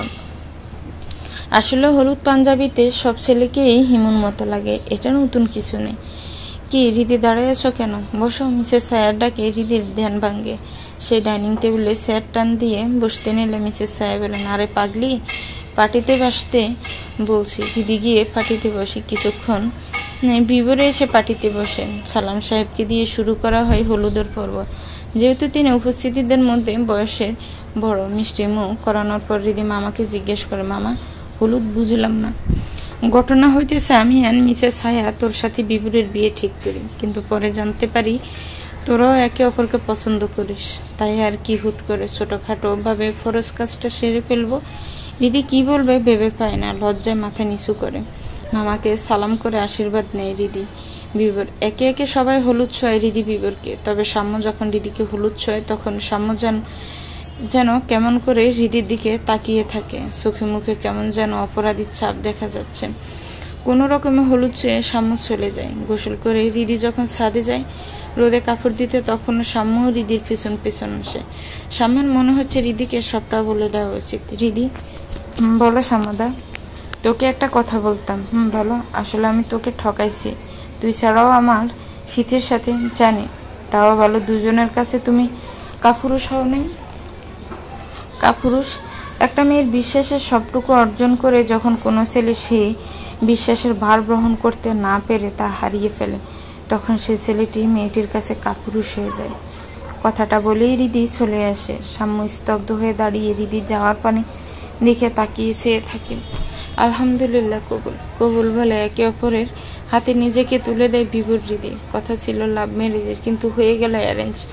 বরকনেও তাদের পরিবার সবাই খুশি, এটাই সার্থকতা। যুগ পাল্টেছে, মেনে নেওয়া হয় প্রেমের মতো পবিত্র সম্পর্ককে। যদিও এখনকার প্রেমকে পবিত্র বললে ভুল হবে, অধিকাংশগুলোই নষ্টামিতে ভরা। তাছাড়াও আজকালকার প্রেমের সম্পর্কটা খুবই ঠুনকো। অথচ আগেকার দিনে প্রেমের সম্পর্কগুলো ছিল অনেক মজবুত। কিন্তু প্রেমিক প্রেমিকারা অধিকাংশ সময় এক হতে পারেনি। যেসব মানুষরা ভালোবাসার মানুষের সাথে পরিবারের সম্মতিতে এক হতে পেরেছে, আমি বলবো তাদের পৃথিবীর সবচেয়ে ভাগ্যবান ব্যক্তি। কারণ তারা যা সম্ভব করেছে মানুষ তা পায় না। হৃদি কখনো পায়নি সে বিভোরকে এভাবে পাবে। আসলে আল্লাহ তাআলা কখনো মানুষকে নিরাশ করেন না। আল্লাহ সবসময় সঠিক সময়ে নিজের ক্ষমতা দেখিয়ে দেন। সে কখনো তাড়াতাড়িও কিছু করেন না, আবার দেরিতেও কিছু করেন না। সে সবসময় সঠিক সময়ে আসেন। আমরা মানুষেরা অনেক ক্ষেত্রেই নিজেদের ভুলকে আল্লাহ তাআলার উপর চাপিয়ে দেই। এই কাজটা করতে পারলাম না, সবই কপাল। কেন আমরা কি একটু ধৈর্য ধরতে পারি না? আল্লাহ তাআলা সারপ্রাইজের জন্য হৃদির মতো একটু ওয়েট করতে পারি না? আল্লাহর উপর ভরসা থাকলে ইনশাআল্লাহ আল্লাহ তাআলা চাওয়ার থেকে অনেক টাইম বেশি দেবেন। ঠিক যেমনটা হয়েছে হৃদির ক্ষেত্রে। নিয়তি আজ হৃদিকে এক সমুদ্র দুঃখ ফাড়ি দিয়ে সুখের চূড়ায় এনে পৌঁছিয়েছে। আচ্ছা হৃদি, তুমি কি শেষ প্রেমে বিশ্বাসী? ছাদের রেলিংয়ে বিভোরের কাঁধে মাথা রেখে বসেছিল হৃদি। বিভোরের কথা শুনে সে কাঁধ থেকে মাথাটা উঠে সন্ধিয়ান কণ্ঠে বলে, কেন হঠাৎ এই প্রশ্ন? বলো না। হ্যাঁ, বিশ্বাসী। প্রথম প্রেম আবেগ শেখায়, আর শেষ প্রেম ভালোবাসতে।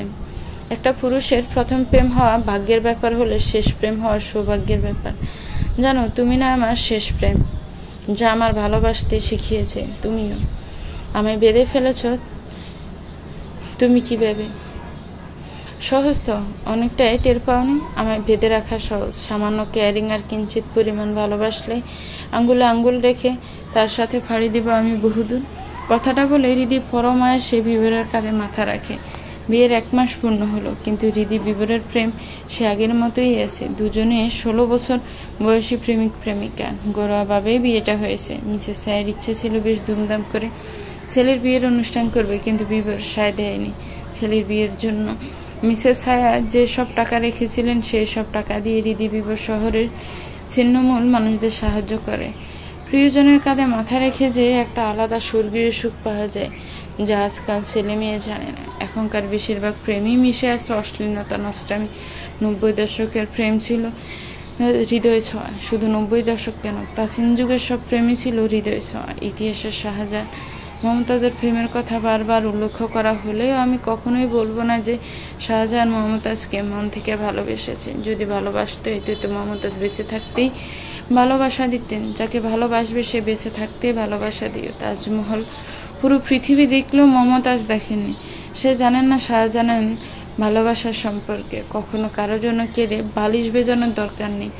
উপরওয়ালার রিজিক আগে থেকে ঠিক করে রেখেছেন, শুধু সময়ের অপেক্ষা। একটা কথা সবসময় মাথায় রাখা উচিত, আল্লাহ কাউকে খালি হাতে ফেরেন না। সময় হলে আল্লাহ তোমায় উজাড় করে দেবেন। ধৈর্য ধারণ করতে হবে। পবিত্র কোরআন শরীফে মহান আল্লাহ তাআলা বলেছেন, শীঘ্রই তোমার রব তোমাকে এত বেশি দিবেন যে তুমি খুশি হয়ে যাবে। সূরা আদ-দুহা আয়াত নং 5। আল কোরআনকে দুনিয়ার সব সমস্যার সমাধান বলা হয়। হ্যাঁ, ঠিকই বলা হয়। অন্ধকারের সূক্ষ্ম আশার আলো দিয়ে আল কোরআন মানুষকে পথ দেখায়। এই কিতাব পড়লে তো সব বুঝে পড়লে আরও লাভ। একদিকে যেমন কোরআনের কথায় মানে বোঝা যায়, ঠিক তেমনভাবে জীবনের সকল সমস্যার সমাধান পাওয়া যায়। আল্লাহ তাআলা এতই মহান যে কোরআনের দিকে তাকালেও তিনি আমাদেরকে সওয়াব দেন। একটা গল্প আছে। এক ব্যক্তি মারা যায়, তাকে কবর দিতে গিয়ে একজনের পকেট থেকে একটা দরকারি কাগজ পড়ে যায়। পরে সেই কাগজ বের করতে কবর খুঁড়ে দেখা যায় কবরের ভেতর ফুলে ভরা। যে ব্যক্তির কাগজ কবরে পড়ে গিয়েছিল সেই ব্যক্তি ওই মৃত ব্যক্তির স্ত্রীকে জিজ্ঞাসা করেন সেই মৃত ব্যক্তি জীবিত থাকাকালে কি করতেন। জবাবে মৃত ব্যক্তির স্ত্রী বলেন, তার স্বামী রাতের আধারে একটা বই দেখতেন আর কাঁদতেন। খোঁজ নিয়ে জানা যায় সেই ব্যক্তি পবিত্র কোরআন দেখতেন আর কাঁদতেন। এই কিতাব পড়তে পারলে আমি আল্লাহর বলা কত আদেশ উপদেশে জানতে পারতাম। হয়তো তার এই কাগজের চোখের পানির জন্যই মহান আল্লাহ তাআলা তার কবরকে জান্নাতের টুকরা করে দিয়েছেন। সুবহানাল্লাহ। এবার আসা যাক জীবন সঙ্গিনীর ব্যাপারে। মহান আল্লাহ তাআলা জিনা করতে না করেছেন। পবিত্র কোরআনে বলা হয়েছে, তুমি যেমন ঠিক তেমনই জীবন সঙ্গী পাবে, ঠিক যেমনটা সাম্যসিথি হৃদি বিবরের সাথে হয়েছে। সাম্যের ক্ষেত্রে অনেকটা ওই রকম হয়েছে। নিজের ন্যায় চরিত্র বউ খুঁজে পবিত্র, কিন্তু সে ভুলে গিয়েছে কোরআনের কথা, তাই সে যেমন তার জীবনসঙ্গীও পেয়েছে তেমন সমাপ্ত। তো ভিউয়ার্স, গল্পটা আজকে এখানেই শেষ হয়ে গেল। গল্পটা কেমন লেগেছে একটি গঠনমূলক কমেন্টস করে জানাবেন। গল্পটা ভালো লাগলে গল্পটাকে লাইক করবেন, গল্পটাকে সবার সাথে শেয়ার করবেন, আর আমার চ্যানেলটাকে প্লিজ সাবস্ক্রাইব করবেন। যারা অলরেডি সাবস্ক্রাইব করে রেখেছেন তাদেরকে অনেক অনেক ধন্যবাদ। ভালো থাকবেন, সুস্থ থাকবেন, আমার চ্যানেলের সাথেই থাকবেন। নতুন আরও গল্প আসবে, দেখার শোনার আমন্ত্রণ রইল। আল্লাহ হাফেজ। আসসালামু আলাইকুম।